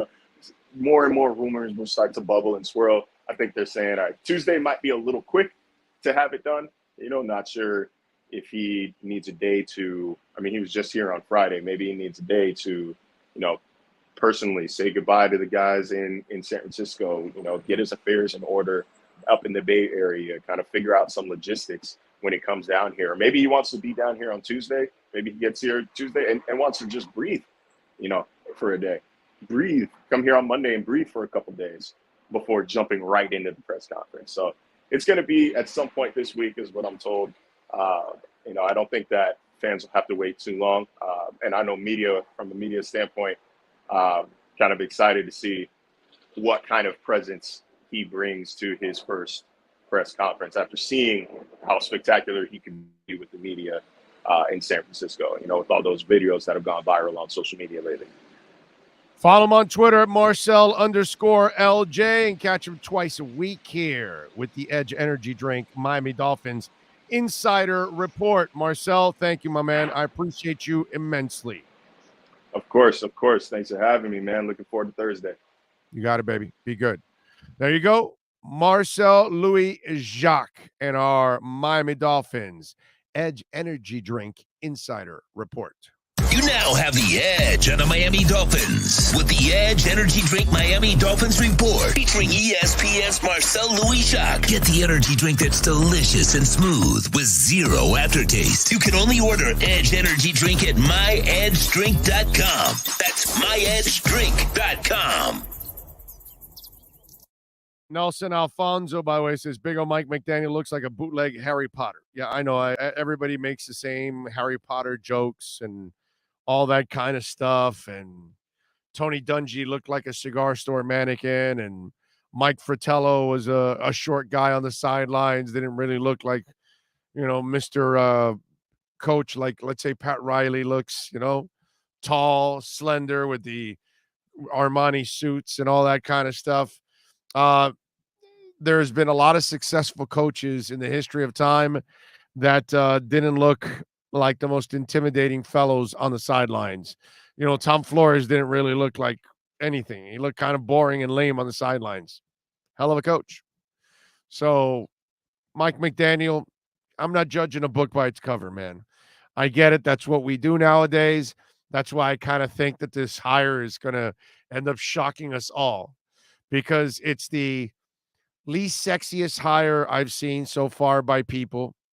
People are shooting down the whole hire. They're knocking the guy's looks, his stature, all of that.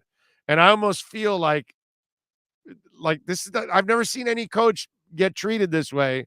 So it's probably going to be the one guy that's going to come through and actually, be a success story for all of us. It's funny. But yeah, you hear a lot about that, about his looks and all that. Yeah, Marv Levy, great one, King Short. Just a quiet, unassuming old man, Marv Levy. And yet, one of the great coaches, man. An all shucks guy. And Marv Levy was awesome. Heat, by the way, are back in action tonight, taking on Washington on the road after beating the Hornets 104-86 over the weekend. Spo is going to be your all-star coach. All-star weekend for the NHL was going on this weekend. No, I do not watch it. I do not watch the Pro Bowl.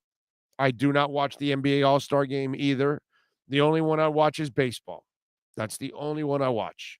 For me, All-Star games are absolute garbage, and I never watch. You know what's funny is listening to people complain about the Pro Bowl, and then again the whole thing about wanting to change it. And how are you going to change it? There's nothing to change. They're not going to really play. It's a brutal game. They beat each other up all year. They're now 17 of those games, not 16. You can't ever expect a real game in the Pro Bowl anymore. It's not ever going to come close to what you saw 20, 30, 40 years ago in the Pro Bowls. And that was an all-out. So it's over. But I love how people complain about it. It's like, why do you even watch? I didn't even watch a second of the Pro Bowl. I have no interest in watching the Pro Bowl. Have no interest in watching the NHL All-Star game. Although the skills competition in the NHL, that I kind of like. Basketball too, actually. Three-point contest, I kind of like that. There's some of those skill things that I kind of like.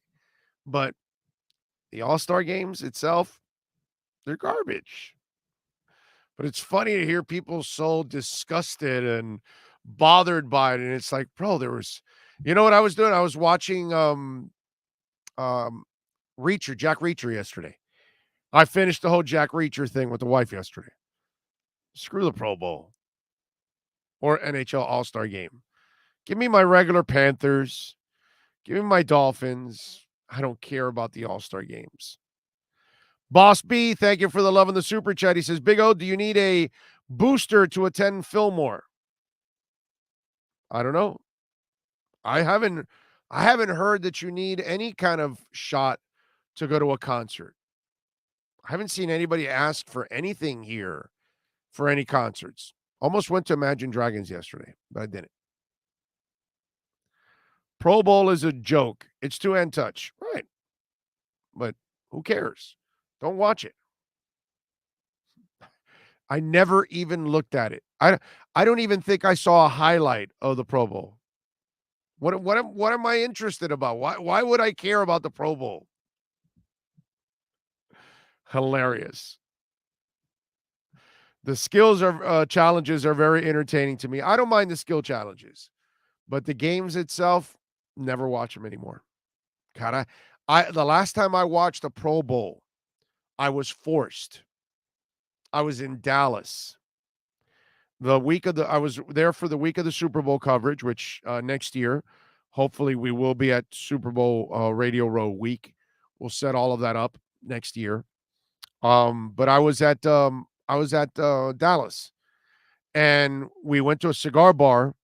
Brandon Rodriguez was my producer back then, and we went to a cigar bar to hang out and relax, and the Pro Bowl game was on.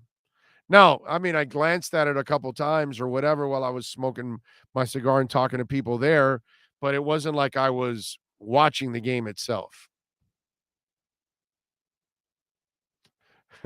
That was a memorable game also, a memorable day. Why? Because Brandon left the car unlocked, and my buddy who came with us from Houston left his laptop in the back seat of my car. Rent a car. And guess what happened to his laptop? It disappeared because Brandon left it unlocked. Poor Brandon. He apologized to my buddy like 800 times. I'll pay him. My buddy was like, no, don't worry about it. Forget it, bro. That was nice of him. I know the John Mayer concert is requiring proof of vaccination. Really? Have no idea. The few concerts I've gone to, nobody's asked me for any proof of vaccination. So I'm not sure. When is the McDaniel press conference? Mike Jones. How about a Madden video game Pro Bowl? Even worse. The announcers defending him, saying it's in the wind. It was comical. I don't know what you're talking about. Why do I care if our head coach looks like this or that? So shallow. Big O, always a pleasure to see the best in the business. Well, thank you. You said seeing and pleasure for me. That's high praise because this face, not one you want to see. So I feel for you. Yudi Cristofante, thank you for the love on the super chat there with Jose Lucas. Thank you, sir. Thank you, both of you, for giving us some love on the super chat. I appreciate all of you out there as always. What else do we have here? Anything else? What else? Panthers number 1 in the conference. Tampa Bay is 2nd. Carolina is 3rd. And guess who they play on Wednesday? At Carolina, 7:30. So looking forward to that. University of Miami basketball team loses to Virginia, 71-58. They're now 8-4 in the ACC. Did the people that vote actually know what the hell they were talking about and we just didn't? Because now they've lost 3 of 5. And they're losing games now in the ACC. They lost to Florida State, Notre Dame, Virginia in the last 5 games there. And they've lost to FSU twice. So I'm just saying, I don't know. Wednesday, they got Georgia Tech at 7 o'clock. Oh, by the way, congratulations to the University of Miami football program and Mario Cristobal. Look, they got their defensive coordinator last week, and now they got Josh Gaddis from Michigan, which is a blow to Jim Harbaugh, by the way. And Gaddis leaves Michigan, and he left them with a kind of a, well, can we say like a nasty message in a way, like shots fired on the way out, because he was not happy with the way he was being treated at Michigan. And he says, I sacrificed so much personally to stand in the fight with each of you, which I would never take back, Gaddis wrote. Unfortunately, the past few weeks has told me a different story to me about very little appreciation I have from the administration. In life, I would never advise anyone to be where they are not wanted. And I owe that to my family and my integrity to hold to myself and to this standard. So Michigan didn't show appreciation, and he left. Good for him. Good for him. Because I remember, and by the way, I was I watched, some idiot was like, hey, Big O's been fired from 3 stations. I've been fired from 1 station, sir. Okay, only QAM, only the idiot that's in place now that knows nothing about radio fired me. That's it. Never been fired from another gig. Okay, so let's just have the facts. Again, I'm not big on people talking shit and not knowing what the hell they're talking about. Remember that. So for that gentleman, you're on double secret probation. I catch one more, you're done. Okay? So you look at it, and I'm with Josh Gaddis. Because I remember when they wanted to move me to nights, I said, F you, dude, I'm out of here. And they wanted to keep me in nights to keep my advertising. And I said, no, dude, I'm out of here. I'll take my advertisers with me. You know what I'm saying? So when you're not wanted somewhere, you got to get out. And you shouldn't work for somebody like that. So they weren't appreciating him. Miami showed some appreciation and got him down here. I don't know how good he'll be. We'll find out. But apparently, Steele, I think, is the name of the coach for defense. And now this gentleman, Gaddis, after all the panic sessions about where are the coordinators, Cristobal finally got his coordinators. So let's relax. Okay. DJ Gallagher, thank you for the love in the super chat. Big O, for those unbelievers, you have called most moves by the Dolphins correctly. Thank you for making us insiders. Looking forward to Patreon one day. It's coming. It's coming. You can't fire me. I quit. Yep. Well, that wasn't a fire. They tried to manipulate it. Like, we'll move you to nights and weekends. You can still do your thing there. And I'm like, F you. F you, you schmuck. You don't know anything about this business. I'm out of here. And guess what? He had to fire all the people he hired because he hired jocks, and most jocks can't do this job. And then they had to beg me to come back 3 times. So, that's how it goes. Now, and I went back because it was Joe Bell. You go back when they want you. But if you get mistreated, you got to get the hell out of there, man. Who the hell wants to do local radio these days? Anyway, great move. Oh yeah. I don't need to do local radio. That's the beauty of all of this. Don't need it.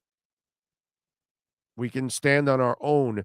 There is nothing more satisfying with what Sean and I are doing than being able to stand on our own and being, we actually have the real support of the public. Because on radio, you're kind of hiding behind the signal and everything else, and you don't know where you really stand. This, we know where we stand.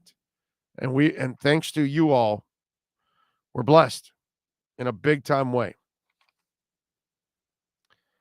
Let's see, what else do we have? Hey, any of you out there still want to trade for Alvin Kamara? I'm just wondering there, Sean. We had all these people try, which was stupid anyways in the first place. You don't trade for a running back that you also have to give him a big salary. That would be completely moronic. You draft a running back, period. Running backs barely even get second contracts. You know what I'm saying?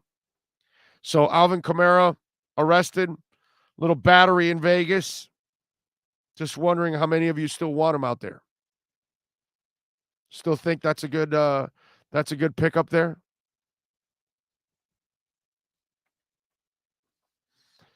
All right. By the way, one more thing on Big O. Are you going to Rockville and Daytona? Boss B, I am not this year. I will next year. Okay. Next year, I will definitely go to Rockville. I don't think I'll go now at this point. Kind of finishing off and fixing everything on the business side. So, like, I can focus on going on all the trips. Like, I didn't go to the East West in the Senior Bowl this year because I also think the limitations too. But by next year, we're going to all these things because the business is established, all the sponsors are in place, listeners, everything is kind of, going in the right direction. So we're able to cover everything. Okay. Darth Logan says radio sucks and they censor your opinions. Got to be careful with what you say, blah, blah, blah. Exactly. And I'm not the guy that is careful. I say what's on my mind. It's the way I am. That's the way I'm going to be. Can't do anything. QAM never came on today. What does that mean? I don't know. I rarely listen, man. So I got to be in the car and maybe I'll go somewhere really short. I'm usually listening to music in the car. But in the mornings, Joe will be. I wasn't in the car this morning, so I don't know. But sometimes I'll listen to Joe. I don't know what Joe had to say today. So I don't know. But you say QM never came on, like they're not on air?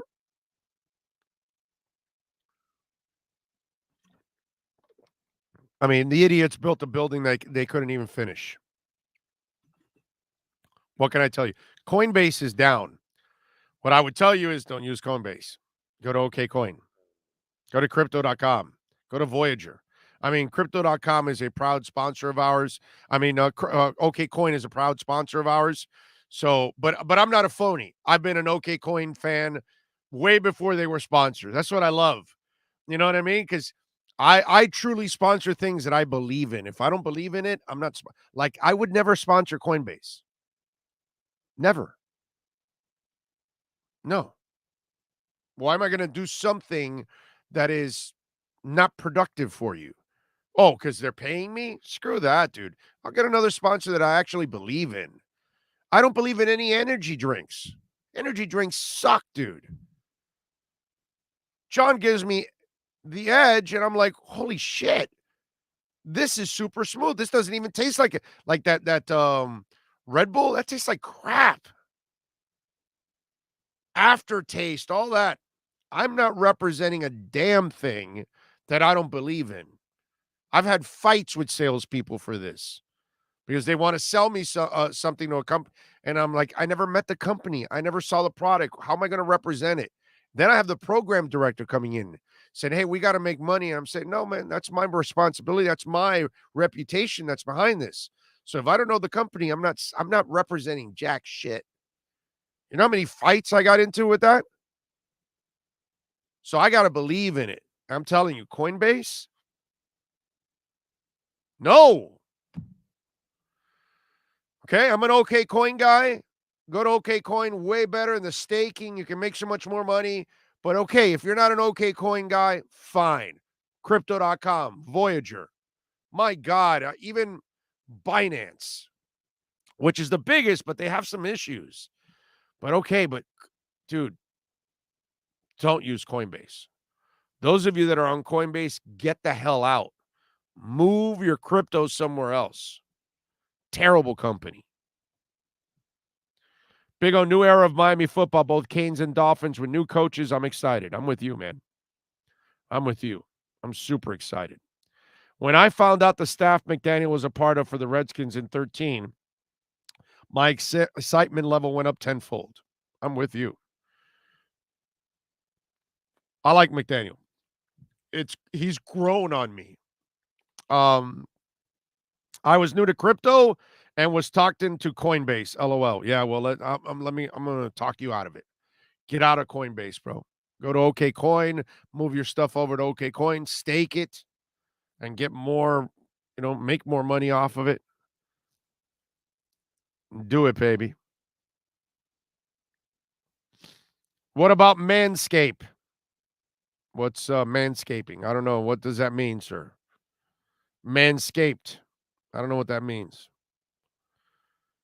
Somebody was impressed with my chia pet skills on my I missed out there, but I saw it on the chat board. Someone's like, how is it that you grow your goat? Chia.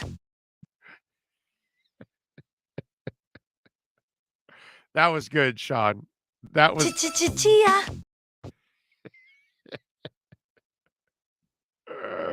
that was really good, really good. I moved my stuff to OK Coin. South Florida Don says, you're a smart man. Smart man. And the market is kicking ass right now, which is beautiful. Love it. Are we still over let me see. By the way, SHIB is soaring, man. Absolutely soaring. Bitcoin is up 6% right now. It's up 44,500. It's headed to 45. I told you, right? Did I not say on Friday? Did I not tell you that we're screwing around right now here in the 40 to 42 range? The key is getting a 43, 44. If we break that threshold of 42 and get to 43, 44, we could now go parabolic. Now, I just told you 44,500. It's 44,700 now. We're about to hit 45,000. We're going parabolic. We're going parabolic. It's about time. It's been oversold. People have been amassing their Bitcoin right now throughout this whole dip. Some of us have been really smart about that to make sure you get take advantage of this dip and stake 6.5% and take off, baby. What can I tell you? How about a warning? I just laughed in a WebEx meeting. What did we do? Big O, you holding any bags of XRP? No, sir, I am not. Chia. Oh, that's what they're laughing. Okay. It is funny. I don't hold XRP, my brother, because they're in the middle of a lawsuit. Crypto's stressful enough as it is. So I'm going to invest in crypto, and I'm going to invest in crypto that's involved in a lawsuit with the SEC. No thanks. Okay? I wish you the best. XRP is a terrific company. I think they should kick the SEC's ass in the lawsuit, but you're still dealing with the SEC and they're butthurt from all of this. And I don't know how long this thing is dragged out. It's also allowed other companies to kind of catch up to XRP, and they provide some of the same services. But there's no doubt in my mind that XRP is a terrific coin. It's a terrific company, but they are involved in a shitstorm. And when you're involved in a shitstorm with the SEC, no thanks. But good luck to you. I hope they win that lawsuit and they explode. Okay? SHIB just flipped now a spot. Well, all I know is I am so glad that I loaded back up on the SHIB on the dips here at 17, 18, 19, 20, 21. I loaded up a bunch and now it's taken off. And over the weekend, getting like 28,000 SHIB was a beautiful. It's kind of, actually, I think it was closer to 30,000 SHIB in what's it called in interest. So that's all gaining value now like crazy. It's beautiful, man. Ripple will win. I believe that too, Broward Bravado. I believe Ripple will win. I do. I agree with you on that. I'm just not going to do that because it's just stressful enough as it is, my brother. What are your top 3 coins? Ethereum, Polygon, Bitcoin. I mean, I love Cardano and VeChain. Those are right there with me. Polkadot, love Polkadot. Decentraland. I mean, there's a lot of them.